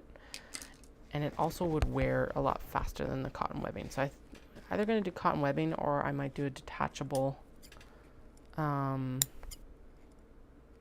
leather strap. I haven't quite decided yet. Or maybe I'll have both options, and that's something that can be customized at purchase. That feels complicated for this weekend though, because I'm not the one running the table. It's someone else running the table for me. Which actually is a good point. I need to figure out how they're doing that and like what I need to provide them in advance, if anything. Or if I can just price everything individually and they take care of it. I don't know. Oh yeah, if you're in the Calgary area or you're watching this later and you're in the Calgary area, Market Spot is moving again back to over where they used to be, apparently by Lens Crafters. I didn't know that they used to be over by Lens Crafters. Just as a heads up, so that'll be happening in June. It is going to be a good move because right now they are in a very tiny space that, like, they need more room. They can't really accept more artisans right now, and that's like detrimental to everyone because the more artisans you have, the more people you have a wider appeal to, so it helps everyone. All right, so that is that one sewn and it's got its snap, and this one is sewn and it's got its snap, and this one is sewn and it's got its snap, and this one is also sewn and it's got its snap. All the exterior snaps are installed. Now, I think actually what we're going to do, are we going to go in and do the exteriors, or we're going to go in and do the, I should realistically do the snap installation on the exteriors. So let's grab 1, 2, 3, 4, 5, and then we're going to get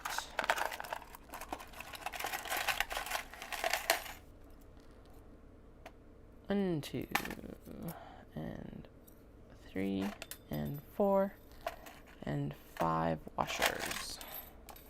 Okay. And those can sneak up on the shelf for now because we won't need them until we do the Heidi.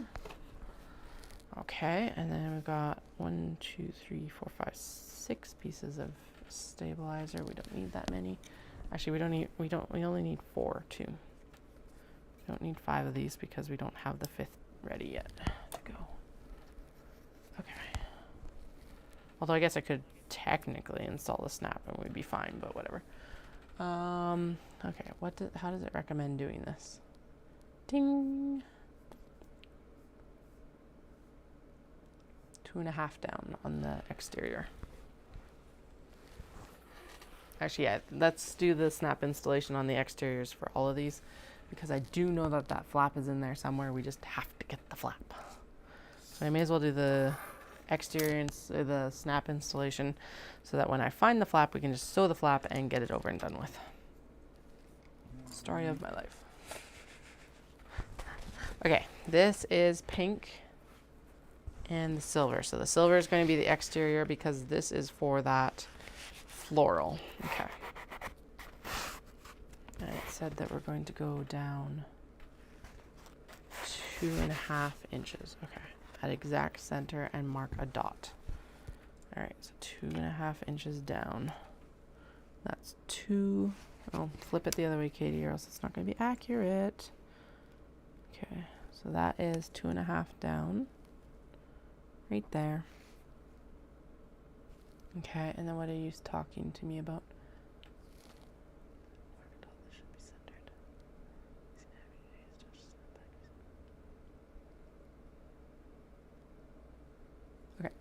Okay, straightforward. Install the snap instructions. Okay. I don't know why I keep recapping this pen because I still need it. Okay, so we're doing that and that. And then that is where we're going to install it. So we need to do, this is 100, this stabilizer is 100% supposed to be installed underneath the interfacing, but I always forget to do it. And so we're doing it this way. I think I discussed that I was supposed to do it and then like promptly forgot, probably. Same as usual. All right. I'm going to fold this so that dot is halfway into this fold. And then we're going to go snip and we're going to go snip and then we're going to open it up this way. And we're going to put a male end in, or female receiving end here. No, maybe. Can I? Oh, yeah, I found one side of the cut. Do I have a second side of the cut? Is it in the room with us? No, not quite, because I did the wrong side. Yeah. 1. Come on. There are 2 prongs. There we go. Okay. This one will be a little bit easier to install, however, which is nice because I can take my water bottle and just squish it down now without having to worry about anything. Okay, open it up. Actually, that was just easier to install in general. Okay, and then we're going to squish it from this side. Like that. Nice. Smooth installation this time. I don't know why, considering how much I complained about it. We are going to do the hack that I use to actually make this a smoother sewing process, which is basically I'm going to fold this in half, and this is we're going to create our turning area right now. So this is going to go like that in half, and then we're going to fold it in half right here, and that is the halfway line right there, and then I'm going to just cut a hole right here. This all gets stitched over with the when we go in for like the pockets and everything like that, but this just makes it way easier to turn. The other way that has it, just this was one of the hacks that I picked up when I was doing research on how to actually sew this, and it's one of the ones that I've kept because I was like, that makes way too much sense to not do it that way. So all right, we're gonna fold this in half. This one's already been trimmed, so I set the interior lining aside. Come on, go in half, not in like, I'm kind of going in half. Okay, and then there is that, and then we're going to go down 2.5. Oh, wait, that's the wrong half, right? No, I did the right half, it just doesn't look like I did. Of course. So I made the robot cake today. Turned out, actually I got a really good gray icing, which is awesome. I thought that was going to be one of the most difficult parts. Icing it was still the difficult part, of course, because I find icing is just always persnickety. It would probably help if I actually did more cake making, but yeah, I need to make them less like special occasion things and just do more cake making, to be honest. People are coming over, bake a cake. Why not? Because that would be the only way to really improve, is like, again, same as anything, just do it more often, more consistency. Anyway, it was delicious cake. I did one of the hacks where it's like, make your box cake taste better, and it tastes better. And then the other one was to like, even the same recipe was to actually use some simple syrup on it to make it retain its moisture. So I tried that as well. I don't know if the simple syrup is like the right flavor or not. I don't know if there's different flavors of simple syrup, but I figured it's not going to hurt it. So, well, it could. We'll find out tomorrow. But I don't think I overdid it, so at least I hope I didn't. Hopefully it's like all soaking into the cake. I think that's kind of the point. I'm very nervous about the simple syrup because I did try it on the cake afterwards, and it was a very kind of berry-ish flavor. So I don't know. We'll find out. It's tasty. Makes it taste sweeter. It might actually help balance out the icing a little bit too, though, so that'll be good. Okay. There is another one done.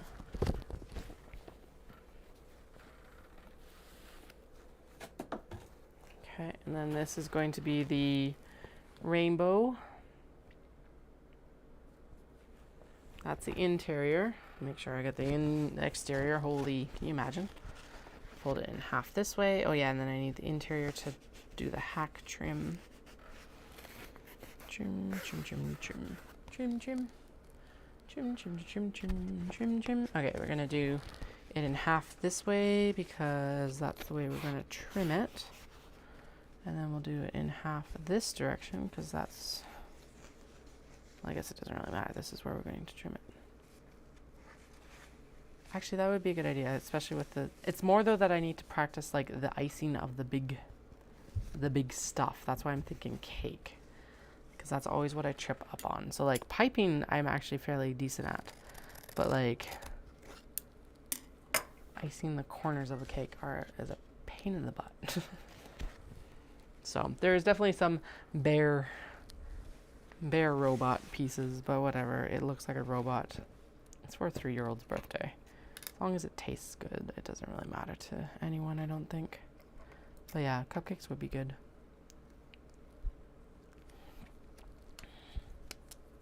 Or like, maybe I'll do like, I could do a half batch. So like half cupcakes, half cake.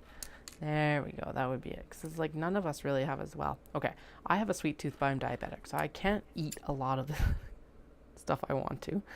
Dallas doesn't have a sweet tooth. The kids would just devour it and make themselves sick.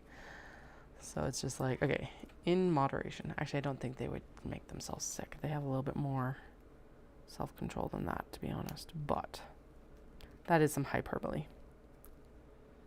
Okay, I just realized it is 8:30, so I am going to wrap up on these snaps and head upstairs to hopefully get a good night's sleep before this race. I think I've got like 2 more to do here, and then I'll head out. Yeah, the one extra exterior that I don't know where the other piece is, and then the mirror flower. So I will definitely do all of these snaps. That feels very deja vu. Holy, what the heck? I have been having multiple deja vu moments with these Obi, which is wild. All right, well, I guess weirder things have happened. Right. Okay, pop it through.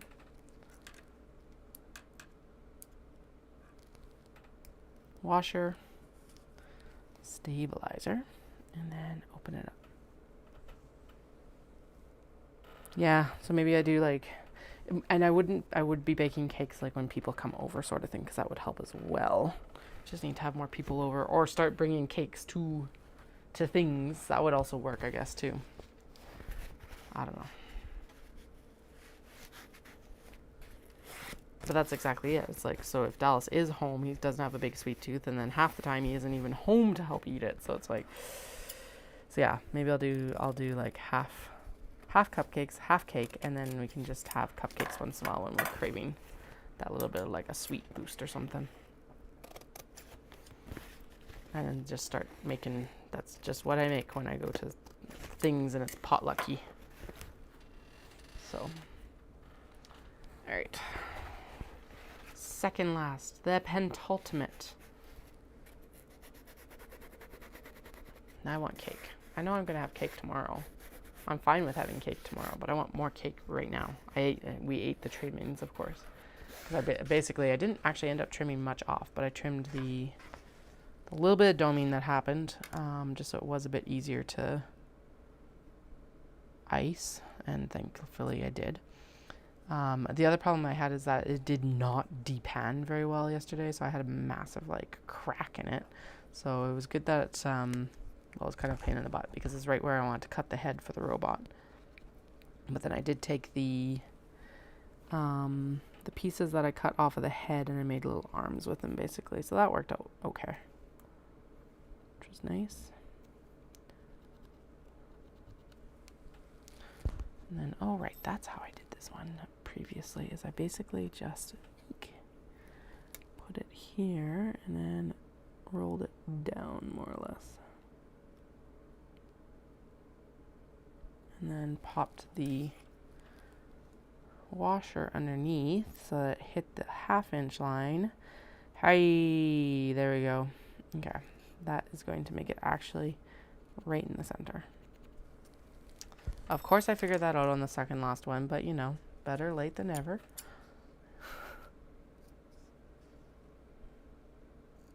I really want to find that other flap. I'm like super annoyed because like it has survived so much mishap and now it's missing.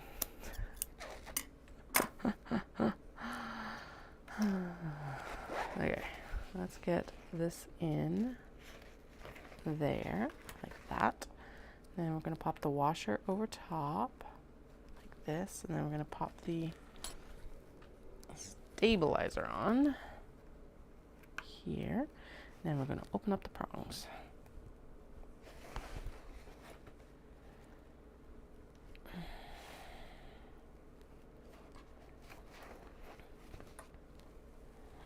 Ha! There we go. Okay. so there's that one done, and the interior's been hacked. And then I'll hack this last one, and then we'll put the last of the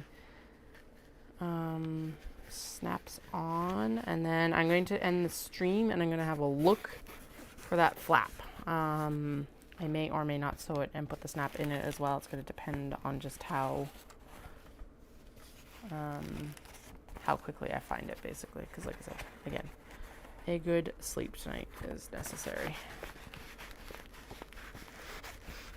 Or at least as good as I can get with toddlers right now. Because you know. Actually, did you see the aurora last night, Andrea? It was supposed to like peak at midnight here, I think. But at about 11:30 it didn't. But then when I was up at 3, because child came into bed, I went and peed basically. It was like so bright that I could see it even without my glasses on. It was intense. I think it's also supposed to be really like bright tonight too, but I think we're gonna be in bed for sure. So not doing much with it tonight, but it is super cool to have seen at least a part of it. I didn't realize it was supposed to be quite as big a deal as it actually is, so whoops.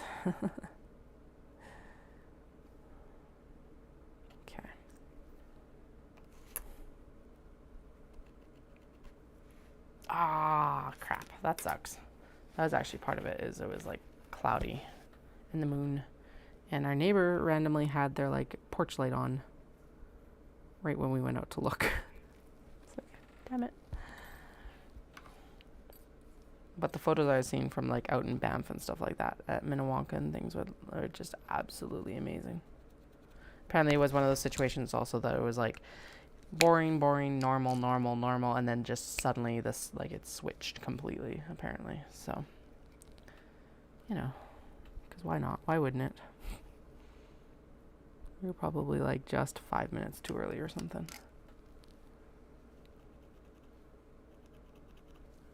There we go. Okay, so the inside, the second line to the right is the line that we want. Not the second star, the second line. Yeah, well, and the other issue that we're running into is it's kind of like, it's still light out right now, like fully light out right now.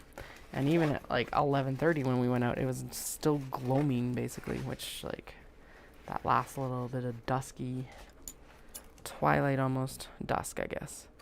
Still light enough to call it dusk. I don't quite know what the difference between dusk and twilight is. It might have been twilight. Don't know. Doesn't really matter. Okay, there's that one. Good. Washer.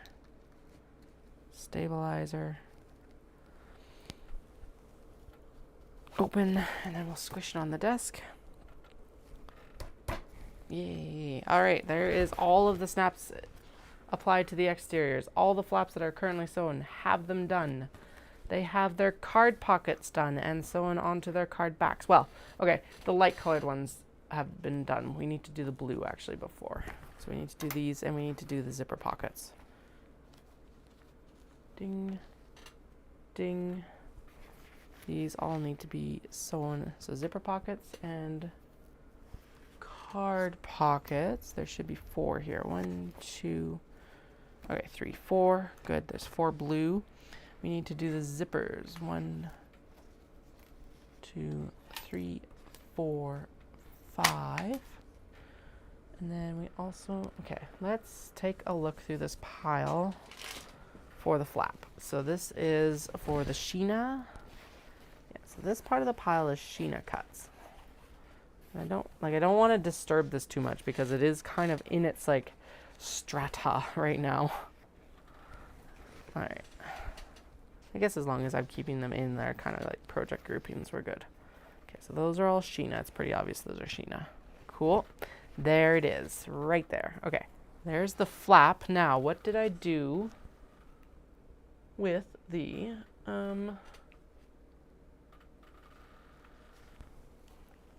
interior cut that I had for it? So I had the interior cut for it, and I kind of like was like, ugh, and may or may not have tossed it out of the way a little bit more than I wanted to, apparently. I thought I just set it on the back. Oh, I wonder, I bet you it's underneath all the zippers. Maybe? No. Ah, Katie. Bah. Why do you keep doing this to yourself? Totally on me, too. Oh, is it up there? No, that's the Kyoto, which turned out very nicely as well. Thank you. That is pieces that I need for later because those are going to put the snaps in the Heidi. Oh. Okay, the only place I can think of is it's under these zippers because I brought the zippers in after I would have done the kind of like toss of the thing up here. No, because that's all interfacing from previous projects. Okay, and those are the gray, and those are the Heidi's. That little purse that I did make from the strawberries, as much as I'm like, ugh, I gotta change up a few things on it, it is actually holding up really well. It's sitting up there, so that's good. And of course now everything else is going to fall down too.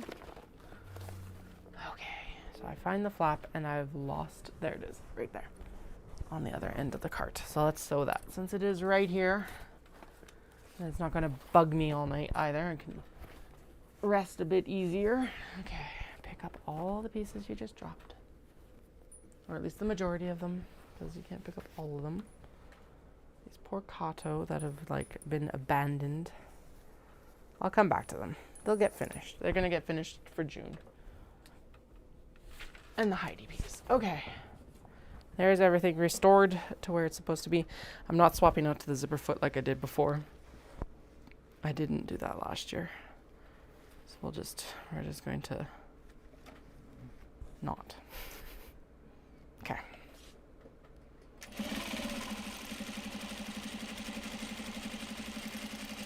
I knew it was there, so I feel very vindicated for taking a couple minutes to look for it now, because this is definitely one that is going to look super cool once it's sewn up, I think.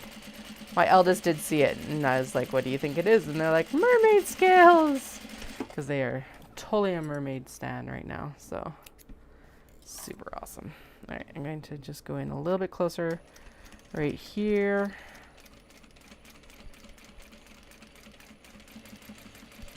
There we go. That's better. Just to maintain the shape a bit better, and we're going to do the same on the other side. It's probably sewing a little bit too fast because I was excited, but you know, it's an exciting moment. We found it. All right, there we go. Now we go in with the pinking shears and trim everything up, because that way all of the edges are also, basically it just helps the curves curve better. And this is why I don't trim this down before I stitch it, because I just have to come back in, and I don't necessarily need to pink the whole thing, but it's not going to hurt it, A. And B, it's, then I don't, like, it saves that step of cutting it later, or cutting it earlier. Yeah, so good. So good. Look at that. Oh, and this shape is kind of reminiscent of a shell. Oh, I love it. Okay, this is like way better than I even envisioned it being. Okay, sweet. All right, you're right. So now we'll go in and we'll put the snap in. It is friggin' spectacular. Love it. Okay, I'll go in and put the snap in here. Half, half, half, half, half, half, half. There we go. Halfway line. It's definitely the better halfway line further up, because of course it is, and of course I don't have anything that I need to actually install this with. I totally am semi-professional sewist.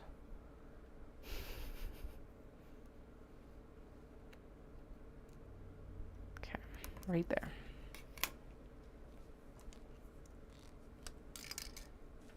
Very Erasing marker. There we go. Centered as best as I can. Is it? Is it actually centered? That does not look centered. Does not even feel centered. Oh, great. Okay. Better to check it now than to not do it at all. Oh, never mind, that is centered. Okay. Hi, what's up?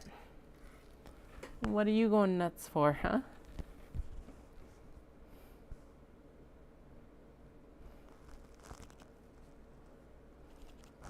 All right.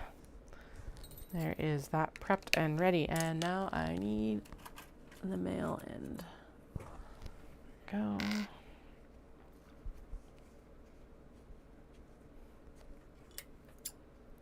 Trim it here, trim it here.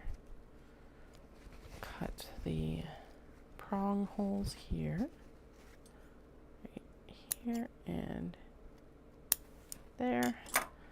And we're going to pop it in. And then the washer. Just don't fight me. Just please, just install. And then we'll be on our way to bed. Okay, because honestly, that was a lot of work done in 2.5 hours. I am pleased. It's not very often that I'm very pleased with the amount of work I get done in a certain amount of time. But I am pleased with that because realistically, there's not that much more left to do on these. Well, okay, I say that, but there's still zipper pockets, and then there's the whole assembly of the wallet. But like right now, we've done a lot of the prep work to actually assemble the wallet. So it feels like we're like just trucking on through, right? So anyway. Okay, yeah, that was the right amount of stabilizer too. This basically just gives it that backing so that it's more stable. Oh, that's so good. It's like such an unexpected Obi design. And granted, yes, it's supposed to actually go this way. So it's actually more of a shell design, but it looks too much like mermaid scales. So we're going with the mermaid scale theme instead. So we're nearly ready, I think, to sew everything up. So what ends up happening, so that is the opening. What ends up happening next is these both get centered together. Let's say. So this is the interior for the mermaid. We'll center the exterior as well. Basically right there. I'll make sure that it's... Actually, I think it's supposed to actually go this way. Because then it's like... And then we make sure that all of that interfacing is actually also containing fabric. Yeah, there we go. I think it goes this way. I like how I'm like, I'm done. And then I'm like, nope. Okay, so with right side of exterior wallet up, place the wallet flap lining side up, centered exactly on the side of D piece that does not have the snapback or twist lock. Okay. Blah, blah, blah, blah, blah. Let's get the right piece we're going to use. Okay. So it's supposed to be this way. Lining side up. So there's the center line still there. Here's the center line that we put in from installing the snap. It goes there. That is lined up with the snap. That's the big thing. And then you go in and you do this. And then typically you would leave a turning gap at the opposite side. But since we have the turning gap cut into the lining, we don't need to worry about that. So this goes right here as well. Everything's nice and centered. And then I throw a few clips in here because that does make my life far, far, far, far easier, especially with the flap. Okay, and then I do need to make sure that is not lined up in any form of an imagination. Oh my goodness. It's ready to clip and get sewn. No, it's not. Okay, that is still centered. Good. And this needs to be like properly put on top here. So apparently the center line was not very centered, but that's fine. Okay, it doesn't need to be very like there. As long as the edges match, I'm very happy. There we go. That's better. And then these sides match. And then basically I'll just go around and sew the whole thing at the seam allowance requested. Whatever it is. I don't even know what it is anymore. A normal seam allowance. Okay. And then I go in and I pink it again. Because then that allows for these curves to be properly, like, proper.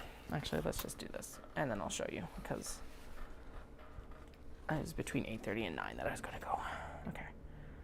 So I'm going to follow the seam of the line of the interior, because that seems more appropriate.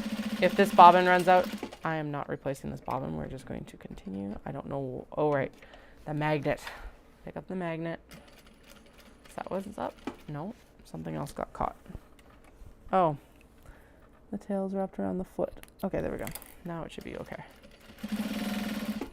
Do not push the zippers off, Katie. The zipper pulls, that would be even more disastrous. Just zipper pulls everywhere. I'm going to front and back stitch over that flap allowance, and then we are still sewing on the curve. These are far easier curves than sewing zippers, thankfully. I still, oh, is that still, oh, we did run out of bobbin thread back there, probably because I caught it. Okay, do we need to change it? I know I said that I wasn't going to change it. No, we just broke it. Okay, there we go. Now it's fixed. Okay, yeah, let's get this mermaid one done, and then I'll go up to bed. Okay, that's a good deal. I think that's a good deal. That's a fair deal for everyone. Mostly, I just want to keep sewing. I want to keep sewing. Given that still, ooh, that's still snapped. What the heck? Oh boy. Okay. Well, oh, probably time to change the needle.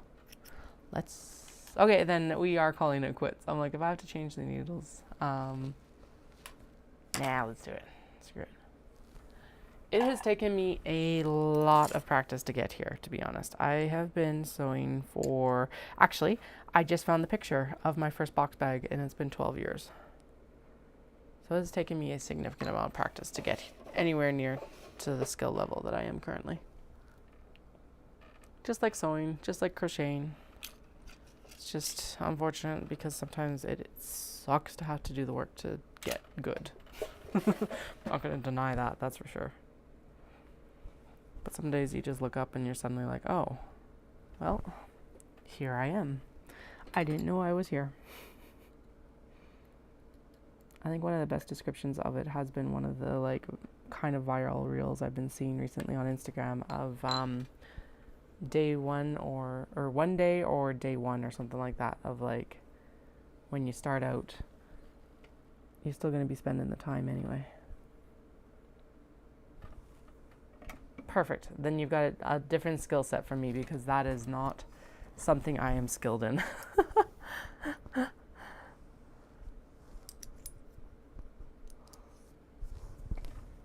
By the way, all these bags are machine washable, so they make very good well, okay, not the Obi bags, but the cotton and cotton linen bags are machine washable, so they make good makeup bags.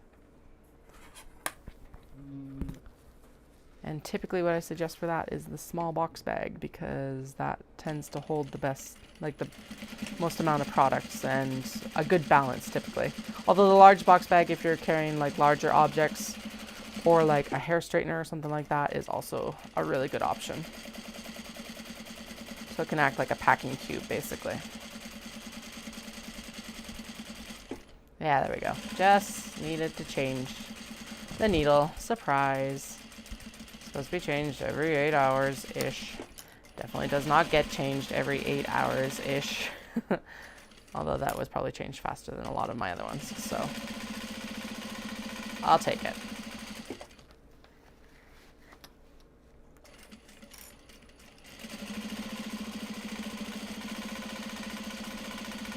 All right. We're just about there, and then I will turn this one and show you what we're working with after this. Ding. All right. Now, I'm not going to trim down any of this up here. Oh, shoot. Right, I'm actually supposed to scoot that up so that it's close to that edge of the stabilizer. Damn it. Okay. Well, I guess I am seam ripping. I hate seam ripping on the interfacing side. It sucks because it's like it gets super tight, and if you snag the interfacing, it just like splits like nobody's business. Like I said, cat problems, but annoying cat problems. Okay, there we go. This actually may not be that bad then, considering how it's releasing. Okay, and then basically, so why I'm annoyed is because the stabilizer in there is actually supposed to be backed up to the top of the wallet, or at least within like a moderate amount. And it is like, it's down by nearly an inch. Now, I did leave a lot of seam allowance at the top of this, but that is a little bit, yeah, it just needs to be adjusted. And I forgot about that before I sewed it, obviously. Or else I wouldn't be here seam ripping.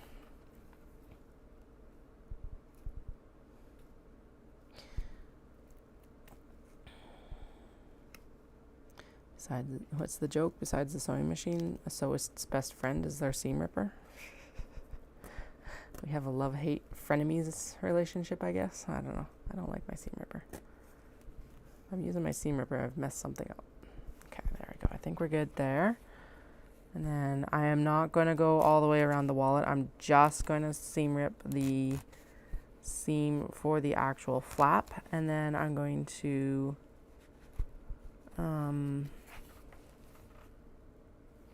yeah, I'm just going to seam rip the flap, and then we'll pull the flap up and re-stitch down. And just like, and then blend the seams on the sides here. Come on. Behave and just like, just do what you're supposed to. There we go. Okay, sweet. Good. And then this other side. This is actually making me super nervous. It shouldn't, but it is. Come on. Please seam rip without ripping the fabric. Thank you. Okay. Do a little bit more picking up here. That is like, of course, right where I started my stitching, so it's like gonna be super tough. Of course. Come on. There we go. Maybe kind of.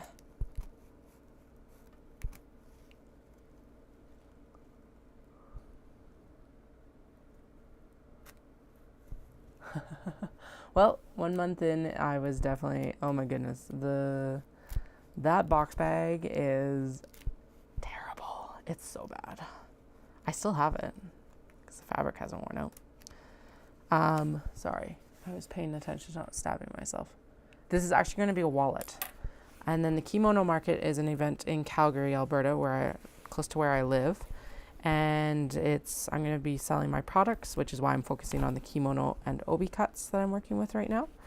And also they'll have like kimono rental and photography and stuff like that. So it's actually a really cool event. I did one last year as well, and it was a lot of fun. So they have like we have a professional kimono dresser in Calgary, which is super cool. And she brings in kimono and stuff like that to dress people in. So it's a lot of fun.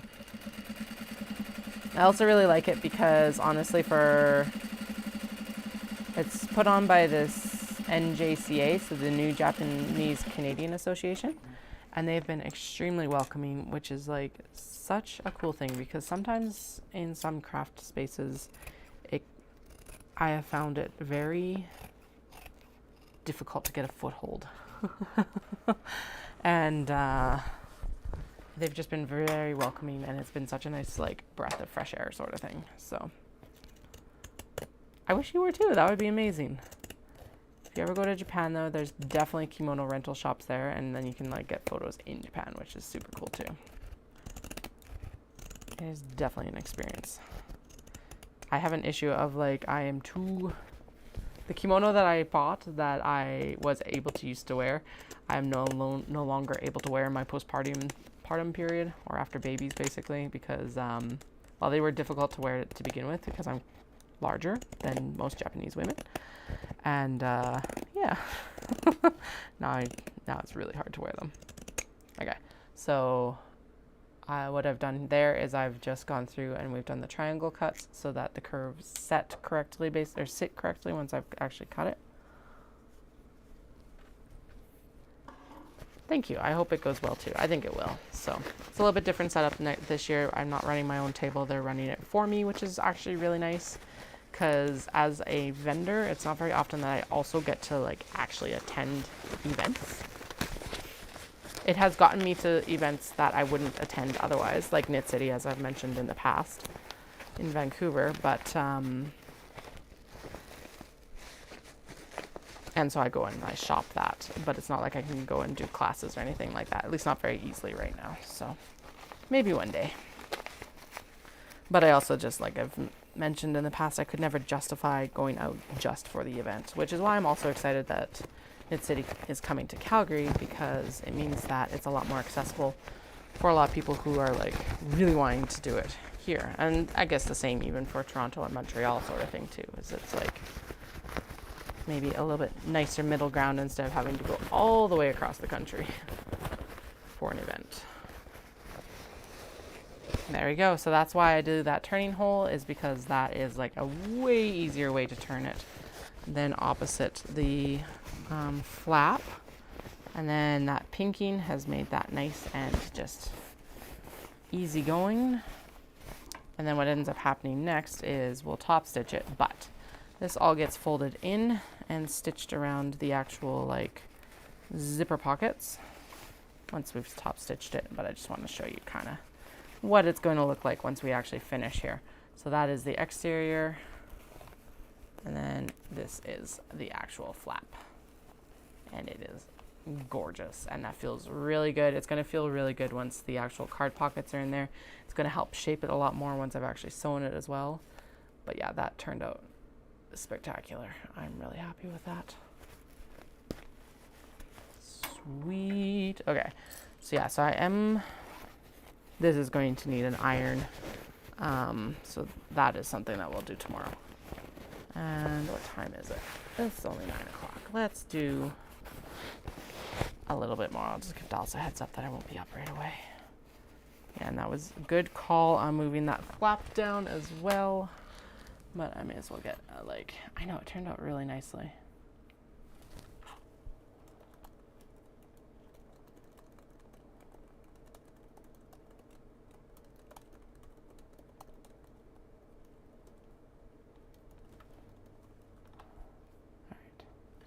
A heads up that I'm staying on for a little bit longer than anticipated. So I'll probably head out around 9:30, 10 o'clock instead of right now, just because I may as well get a few more of these at least assembled to the point of having the flaps sewn in, even if we don't necessarily get them also turned out. Okay. I don't have to be up super early tomorrow, just kind of early, like 7. Okay. Those are card pockets, so those are some of the guts of the bag, basically. Those will be installed later, and then that and this one. So let's start with this one, because it is the other one that I'm super excited to see how it turns out. There's its interior. Actually, we'll just kind of get these like gently placed together. Obviously, we're not going to sew them right away. That one, that was totally meant to be the exterior to the other one, to the mermaid, because it had the excess white, but that's okay. It'll be fine. It'll still look gorgeous. Okay. That is to be with this one right there, and then there's the ivory to go on the exterior of that. And then, yeah, these two I'm super excited about too, because they will be spectacular. Yeah, I really like it too. It took me a really long time to find a wallet pattern that I liked that could be like constructed with the fabrics that I'm typically using. A lot of the, oh, sorry, Dahlia is hunting. My So I've got a wee black cat, and she likes to hunt the cats. Yeah, I know. The red. Oh yeah, the red is really nice because the it's also got like a blue tone to it. Hi, what's up, sweet pea? Did you bring me a pom-pom? Thank you, I was very hungry. You've taken very good care of me, Mama Cat. The red is really cool because of the weaving in it. The background is like a blue iridescent, and so it's got like a really cool shimmer to it. I like this one because of the like floral swirl is what I'm calling it, and then it's like very, very reflective. Like you can actually see yourself in it. Let me see. Well, you can't really with the ring light, but I've like held it up for my husband to see on FaceTime, and it's reflected him in the FaceTime, and so I was like, whoa. All right then, go off, please. I enjoy this. Okay, so that will be clipped. Hi, sweet pea, how are you?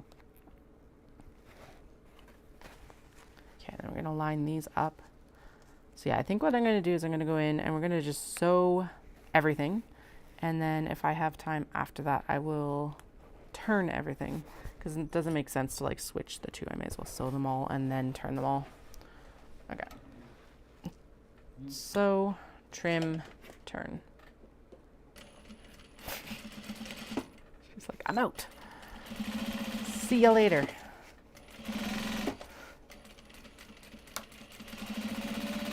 Okay. Over the flap and then around the curves here.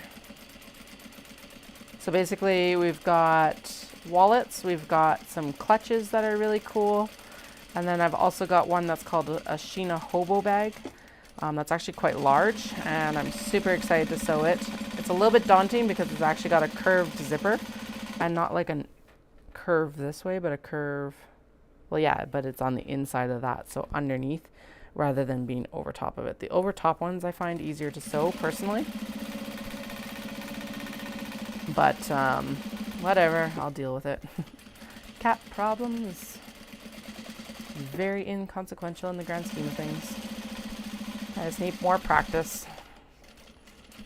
And the last couple that I did do turned out fine, so I had far less skills the last time around that I did them, so I'm hoping that they actually come together easier. All right, let's get to this red because it is absolutely spectacular. So basically, like, it's got a blue iridescence to it because the back of it is basically all blue from the actual like weaving of this pattern into it. So you can see that the blue thread is here and everything like that. But it is spectacular. I love it. And it is for sure silk. Like you can just tell from the hand of it that it is silk. Again, these are all secondhand Obi and Kimono. Second, third, who knows how many hands, but they're all purchased at secondhand stores and temple markets in Kyoto.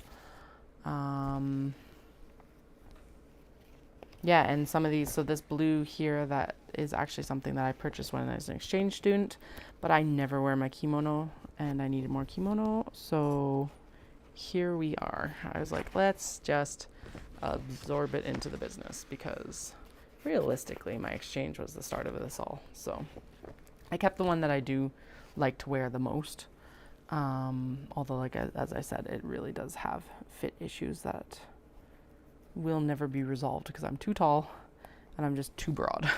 It's not even a weight issue, it's just a too tall and too broad issue. That's like I can't do anything about that. All right, so that will need to be trimmed. That one just needs to be trimmed down. So I'm gonna pop it in the back here so it's out of the way.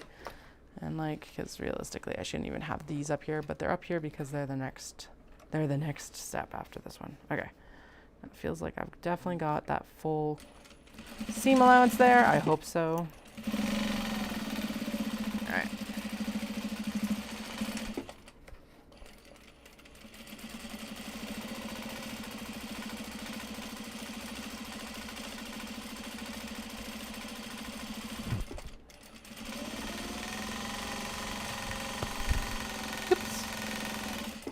Oh dear. Okay, no, we're gonna stop right there. That was like, I don't know why, but it was like, I am going to go and make this a more generous seam allowance. All right. Why? I don't know. As I said, I hate picking out stitches on this interfacing, but all right, fine. It's a good thing it's not vinyl. Actually, and that's one of the things that I had to figure out how to make it, is because most of the like patterns I find for wallets are for vinyl or leather. And it's like, well, I don't really work, like I don't want to be a leather worker. I use leather for the straps and wristlets and stuff like that, but I'm not a leather worker. I don't want to be. So I need something that would work with the cottons and cotton linen blends and stuff like that. And so finally I settled on the NCW because it's got like so many people who have made it, so many like different hacks that make it super useful and easier for the sewist. I've seen a lot of examples of it in cotton and cotton linen blends. And so obviously I had to make some changes myself to make it work for what I wanted to present. So like the extra stabilizer in the flap and that sort of thing, so that it has a good hand, especially when it's working with these Obi and Kimono, because they are significantly lighter than even cotton and cotton linen blends typically. So it didn't fully catch on this corner, so I'm just going back in. Second seam never hurts. It's not going to be a high stress area, but you know what, whatever. Okay, and then we'll blend it back in with where I had to go back over anyway. There, and then we got at least one continuous on both sides. So there's 2 done. Actually, that's 3 sewing around, so we got 4 and 5 left. That's not bad at all. Yeah, so I'll definitely get this done tonight, or at least this section done tonight. We don't want the pink. The pink is for the next one. Hi, Sweet Pea. What's up? Do you need some wet food when I come upstairs or something? Probably, hey? Probably like, I'm wasting away. So Flynn, after his whole emergency vet foray last year, we figured out that he's very likely allergic to chicken now. And finding wet food without chicken in it for the cats is insane. I found some.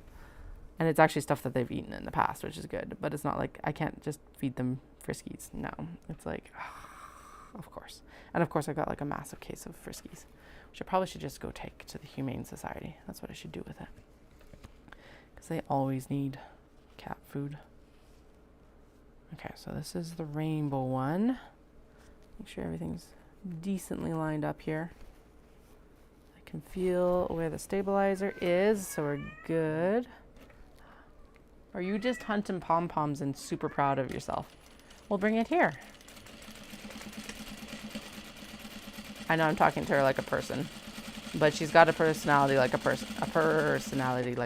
So that's why she gets talked to like a person. She's like the sassiest cat I've ever met. I'm sure there are sassier, but she's like 9 pounds if you could get her wet, soaking wet sort of thing. And she's got the biggest personality for this tiny little cat that I've ever met. She has a bigger personality than Flynn, and Flynn is practically double her size, so pretty much double her weight, that's for sure. And no, that's not him just being a fat cat, that's just him being large, because he's a Ouija, or a Norwegian forest cat, so.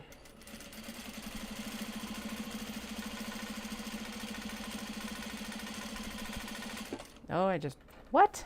Oh, there's the second bobbin down for May. Although realistically, the first 2 weeks of May were prep work. So, of course, it would end on the corner. Because, like, starting on the corner is one of the hardest places to flip and start. Okay, let's get this pulled. And get it over here and pulled. And come on, onto the bobbin. Thank you. Hi, Sweet Pea. Okay, so we're gonna start it back here.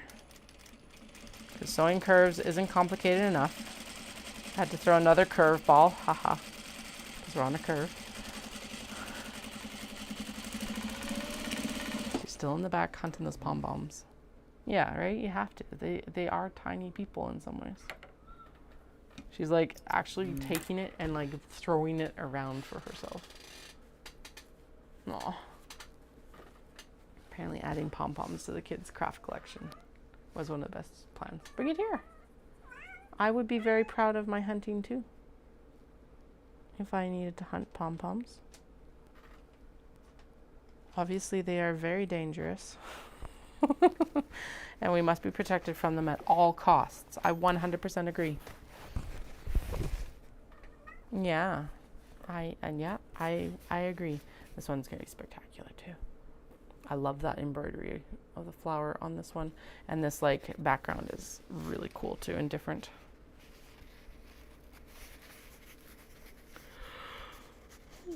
Okay, at least I'm getting tired. That's good too, because it's like I could be planning to go to bed and just be like completely amped up, especially because it is race night, but I am not. Oh yeah, I need to do a clothes layout. Okay, so I'm gonna work till 9:30 then, because I need to figure out what I'm actually wearing tomorrow and make sure it's all like set out so that I am ready to go myself.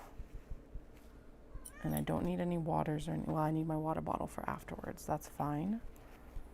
And I don't need any like gels or anything like that because it's 5K. So I'll pop one in the stroller anyway, just in case. But that's more just because it's like, if I go into a diabetic low, it is useful to have fast sugar on hand. Then I need a gel for a 5K. Yeah. Okay, I'm shimmying up the, yeah, there we go, the flap, because it is a generous one as well, and I only want the 1/4 inch, or like the seam allowance that the pattern calls for, between the stabilizer and the exterior. So that's just what I had to do there, was move it on up. And now, of course, the interior has shifted, because why wouldn't it? Okay, it's not even matched there. Okay, there we go. And then shimmy. Oh, there we go. Okay, that last shimmy just kind of moved everything into place. No, it did not. Is it over on this edge? No, then I'm just going to chalk that up to being a generous cut on that end then. Okay.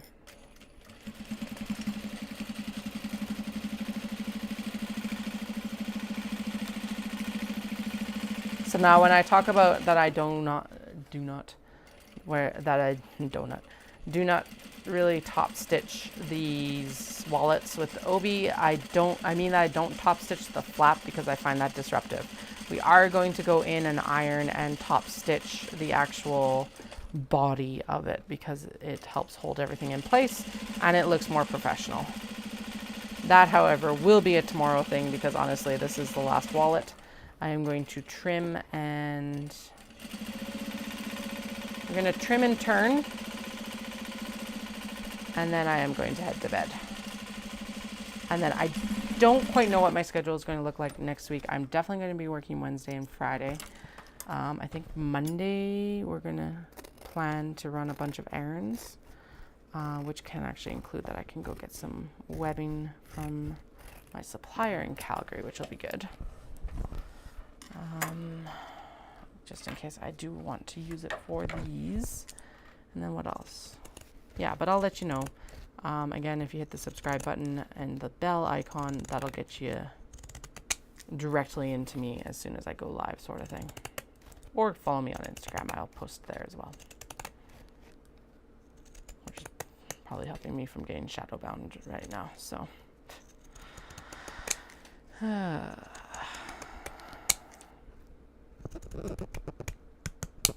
Okay, there we go.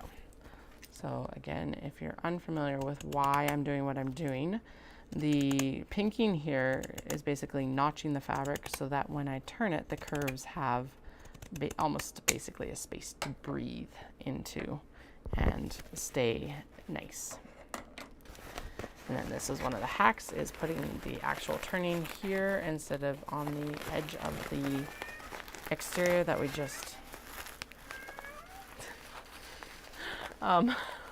that we just sewed, and because then it gets covered up by the actual like zipper pockets and everything and gets finished that way, and it's a tidier finish rather than trying to like turn the edge in afterwards, because the 1/4 inch turning to like top stitch closed is not very large. I've got like fabric crumbs on my thighs now. I need to go upstairs and have a shower anyway, but we went out for pedal bikes and like stuff out in the sun today, so there's sunscreen and it's still slightly sticky, like the summer sticky now. And so it's just like, okay, shower or bath for the kids every night, shower for me every night.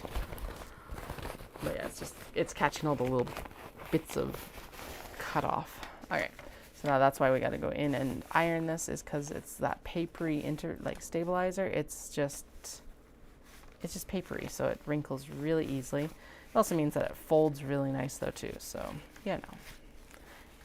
it's gonna be pretty there. So this is the other one that has that nice silver edge there, and then that is the actual wallet. And this will be finessed in a little bit better once it actually gets finished, but it is spectacular. And then so in the future, if I am leaning towards getting someone to actually do leather tags for me, I'll glue it or iron it on the back here as well. This round I'm just going to do interior tags because I was not on the ball enough to order leather tags, but they'll be able to laser engrave them for me. It's actually a local Calgary supplier as well, which is awesome. And then we'll be able to so I just can like order them and pick them up and not have to pay shipping, which is awesome. All right, around the curve. Now I don't want to get too close to the seam allowance, because if I get too close to the seam allowance, then these little triangles pop as well. Ask me how I know. Maybe from experience. Definitely from experience. So we're just, basically I'm only trying to cut whatever I have in about half, and to make sure that both layers get the notches in them, because that can be part of the issue, is like if I haven't sewn directly on both pieces, like we want to make sure that both pieces have it, because both pieces are curved, both pieces need the breathing room of the notch. This is what I should be doing when I do my knot bags as well, but I don't, because I find that just like finger pressing them open typically works the best. And now I've got like more Obi glitter everywhere. Hi, what's up? Do you have another pom-pom? I saw your I saw your green pom-pom. It was very pretty. Is it supposed to be food? Are you hunting pom-poms because they're dangerous or because they're food? I'm not that dumb. I know I'm a dumb bulb kitten. She's just down here like completely engaged. Hi.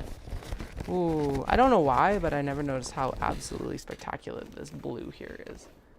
And it's got that really nice like gold shimmer here as well. And I didn't catch the full flap, because of course.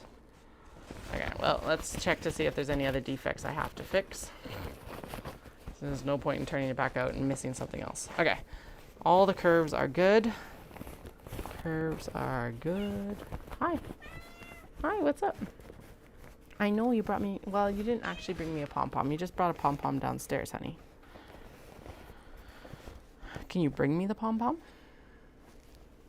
Okay, that looks good. I'm glad that oh yeah, look at that. I didn't catch any of the exterior of the flap. Excellent. Okay. So I'm gonna have to open up that seam. Okay, that is something that's gonna get set aside for tomorrow then, because, if I set it aside, I'm not going to do it.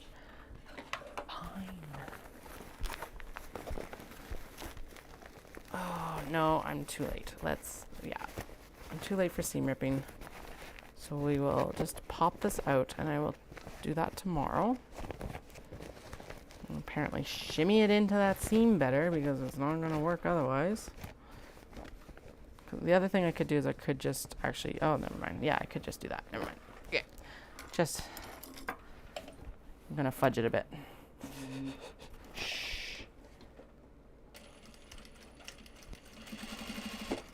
An extra seam along the flap is never going to go wrong.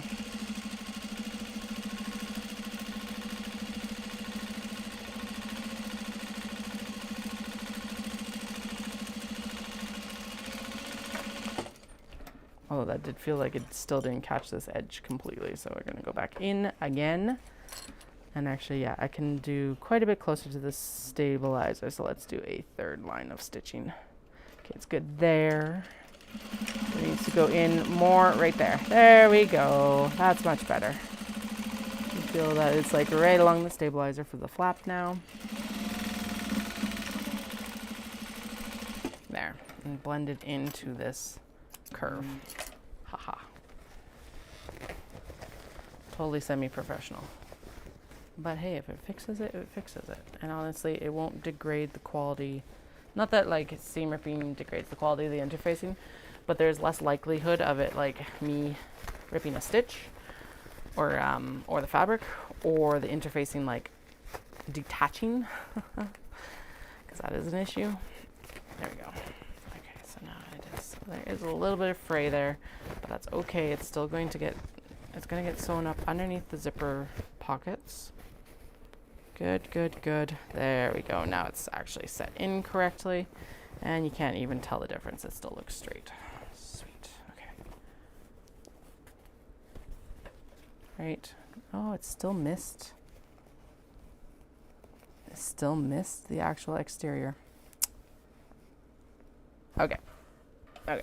That is going into full timeout for, at least for tonight. Maybe for, probably for this production round, to be honest. Damn it. That was one of the ones I was excited to have finished, because it's just a good wallet. It's not like, it's a nice neutral-ish kind of wallet.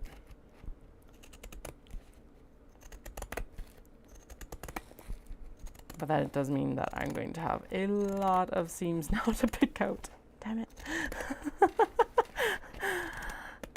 I should have just seam ripped it. I should have set it aside for the night and then come back to it tomorrow and seam ripped it, because now I have 3 seams to rip out instead. That's a good indication that we'll trim and turn, and then it's bedtime. Making the wrong decisions. Okay. It's usually the case though, right? So, but these 2 are the ones I'm also like I'm excited about all of these. I was super excited about that rainbow one because it is something that's like fairly, I don't know, relatable. It's not too wild. There we go. But it's still like unique enough to be unique. Yeah, whatever. These are all good too. Okay, let's see. I'm gonna get this. Now, a lot of these crinkles will get ironed out. Don't worry, they're not permanent. They'll get worked out when I'm actually ironing this to top stitch. Now I hope that this one turned, okay, good. The flap is caught completely on both sides. Okay, good. It's just that one that's gonna fight. It's just the rainbow one that's gonna fight me then. So that's good at least. I'm gonna turn the camera a little bit because I'm working more over here. Ooh. Of course I dropped the actual. Yay. Okay. We're just gonna make the face cam big because I totally ended up just, I'm gonna put myself basically on intermission. Anyway, I totally ended up putting the, turning the phone camera off. So, but we're so close to the end that I'm just not going to mess around with it. I'll save the time and just do this instead. Okay, so we've turned all of this here. Actually, the crinkle in it actually looks pretty good with this one because it kind of highlights the iridescence of it. So, but it's still going to get ironed because I have to top stitch it.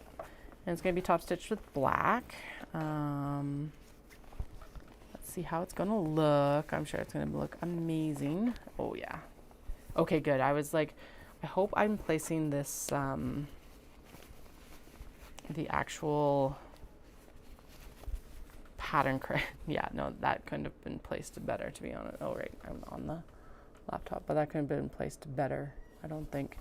And then actually it's a really nice placement on the front here too. So that, I'm pretty pleased. Pretty pleased. Okay, so that one's done. And then that is going to get a lining of, what did I decide? I think it's going to get this, the blue. So this is the card pocket that's going to go in here, like this, once it gets all assembled. And then this is going to fold over and it's going to clamp around it. So yeah, that's going to be a nice interior to that as well. You're not going to end up actually seeing a lot of this. Oh, sorry. I got to show the actual. So that's the interior that's going to get. And so it'll match the open flap. And then it's just got this on the exterior. And then the sides are going to be the red. And then you'll see the red behind basically the bill slots in the actual one. Because that was one of the debates I had last year about making the cotton and cotton linen ones. It was like, okay, do I line it with the cotton and cotton linen? Because realistically, I could just cut 2 pieces out of the yardage and there's the lining, easy peasy, but you don't actually end up seeing the lining very much. So what I've decided to do with those ones, especially with the special prints and stuff like that, is they'll get lined with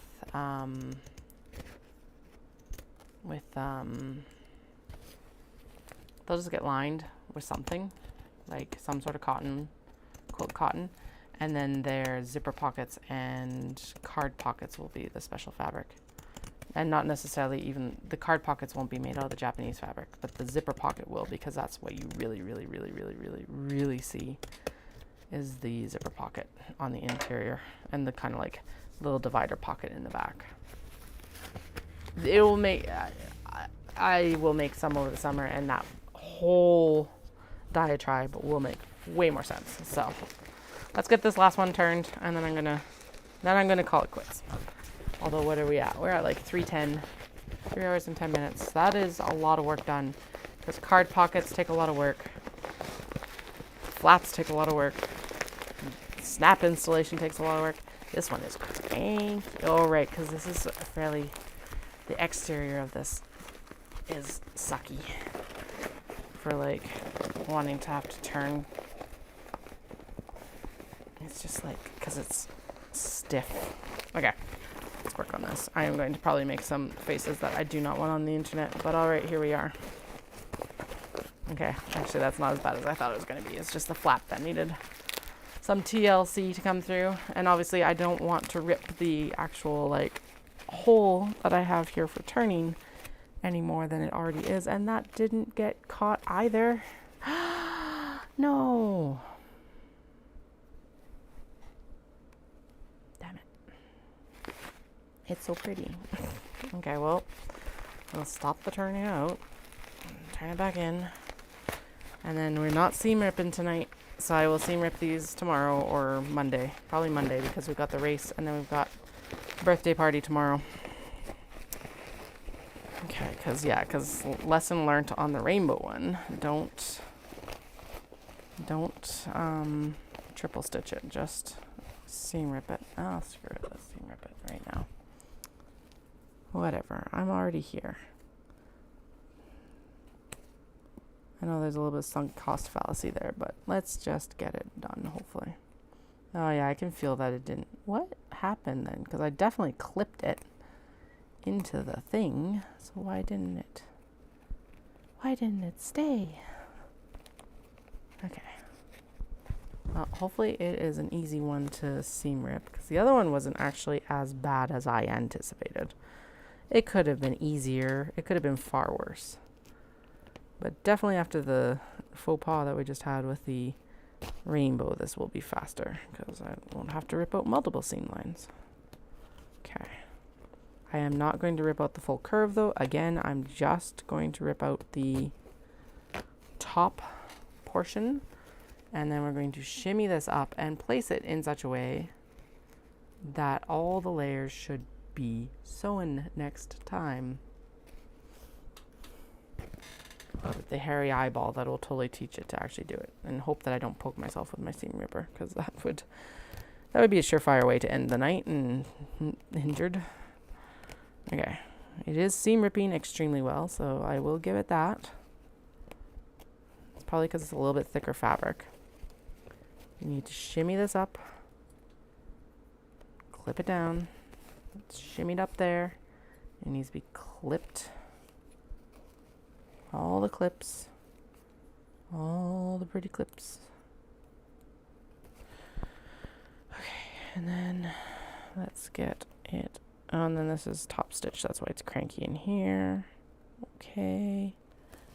There we go. It's going to be super cranky all through here because it's top stitched at the corners as well. And it's just going to be cranky apparently. Cranky. Cranky, cranky pants. But as cranky as my toddlers are some days. And worse. Not the toddlers, the fabric. Well, it's like once in a while, and toddlers are like, you think that's bad? Here, I'll raise you another. It's like, where did that come from? Okay. This is just a cranky wallet now. Let's get this seam ripped all the way to the other edge. Please tell me that was not fabric. Mostly wasn't fabric. Okay. Okay.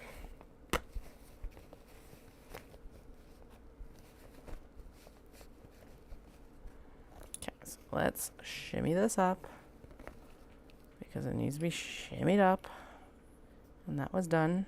Sweet. Then we need to have it shimmied up here. And we're going to clip it all to heck because apparently clipping it last time with just the 3 clips didn't work. There we go. Okay. As far as I can tell, it should be there. Obviously, I am continually surprised by the lack of cooperation from fabric.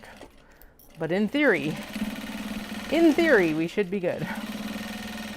This looks like it has been through hell and back.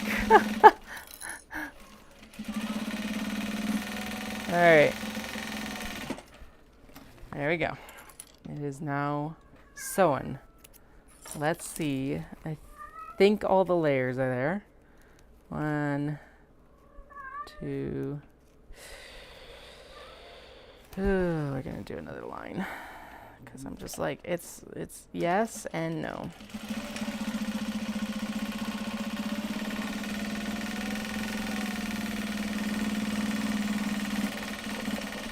Okay, let's hope. Let's hope that that was caught completely. It was caught on the interior. Was it caught on the exterior? Feels like it. It feels like I did catch some of the stabilizer, but in the end of it all, whatever. Okay. Let's turn this cranky pants wallet back out. Because it is totally cranky pants. And hope to high heaven I don't tear the turn seam more. Not that it's actually a seam, but the opening more. This is why it's called birthing bags, which is probably far more than anyone really wants to talk about.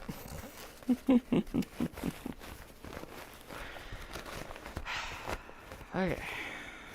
We need to trim up some of the interfacing that snuck out there. We're good there. Oh, thank goodness. Okay, good. A little bit of finessing, but we don't need to go in and rip any more seams. Okay. Except that that didn't get sewn. Okay. Let's find any of the other issues that I might have had that I missed, apparently. Good. Good. At least I'll just pop the corner out, and that's easy enough to fix. How is this going to look generally? Because realistically, a lot of that side there does end up in the fold. So let's see what it's going to look like. Oh, it's going to get hidden. Oh, that's annoying. Oh, well, it's still a pretty wallet. It's still very shiny. Get a couple nice swirls up the front. Oh, right. Oh, the phone isn't on anymore. Anyway, get a couple nice of the swirls up at the front. Most of it does get hidden except for the flap. The flap is definitely going to be the highlight of this wallet. So that is what it's going to look like more or less. And actually this is a good case study for not using tags on the exteriors of things. And then the side is actually where a lot of the swirl pattern ended up, which is annoying because that gets hidden more or less because it gets sewn down onto the card pockets and then also riveted around to make the dividers. But oh well, you win some and you lose some, and at least the flap looks absolutely spectacular. Okay. Come on, cranky pants. Let's get you sewn. Cranky, cranky, cranky. I know.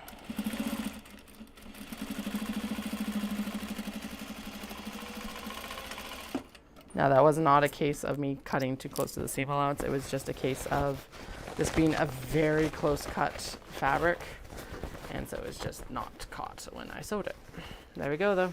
Now it is. Alrighty. Yes, I could totally seam rip that other bag. I am too mad at it right now to do it right, though. I do not want to, also do not want to have to seam rip 3 seams. So that was a learning opportunity. And it is now time to go get cleaned up and ready for bed. Yeah, there we go. Sewing that time. Sweet. It is still super cute, though. So, like I said, it just reflects everything, though. I did not see that when I was in the tent to actually buy this Obi. And then I walked out and I looked at it to put it in my backpack. And I was like, whoa! That is very reflective. So, you know, here we are. A nice reflective Obi wallet. Okay. I am past my bedtime for tonight. I will be normally on later. But I have a race tomorrow. So let's hope. My goal time is, I have previously done 40-minute 5Ks in the recent, like 2 years ago. So in the recent-ish past, in the recent postpartum past, essentially.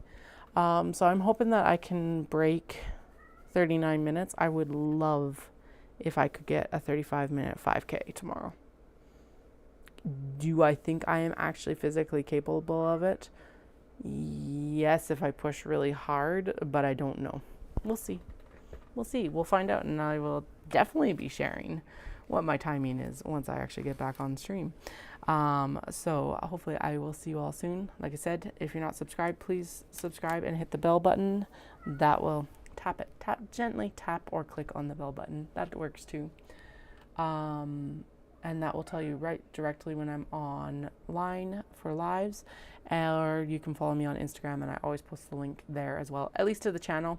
I have learned my lessons with streams that I have a lot of tech issues, so I just post the link to the channel because that is the easiest way to find the live, versus posting a live link that then I accidentally click out of, or the cats end, or tech issues like chats and everything like that. So that's why it's always the channel link on Instagram. Anyway, you really didn't need to know that. I'm going to go to bed. Hope you guys all have a fantastic night, and I'll chat with you all soon, or a fantastic day wherever you are or whenever you're watching this. Bye.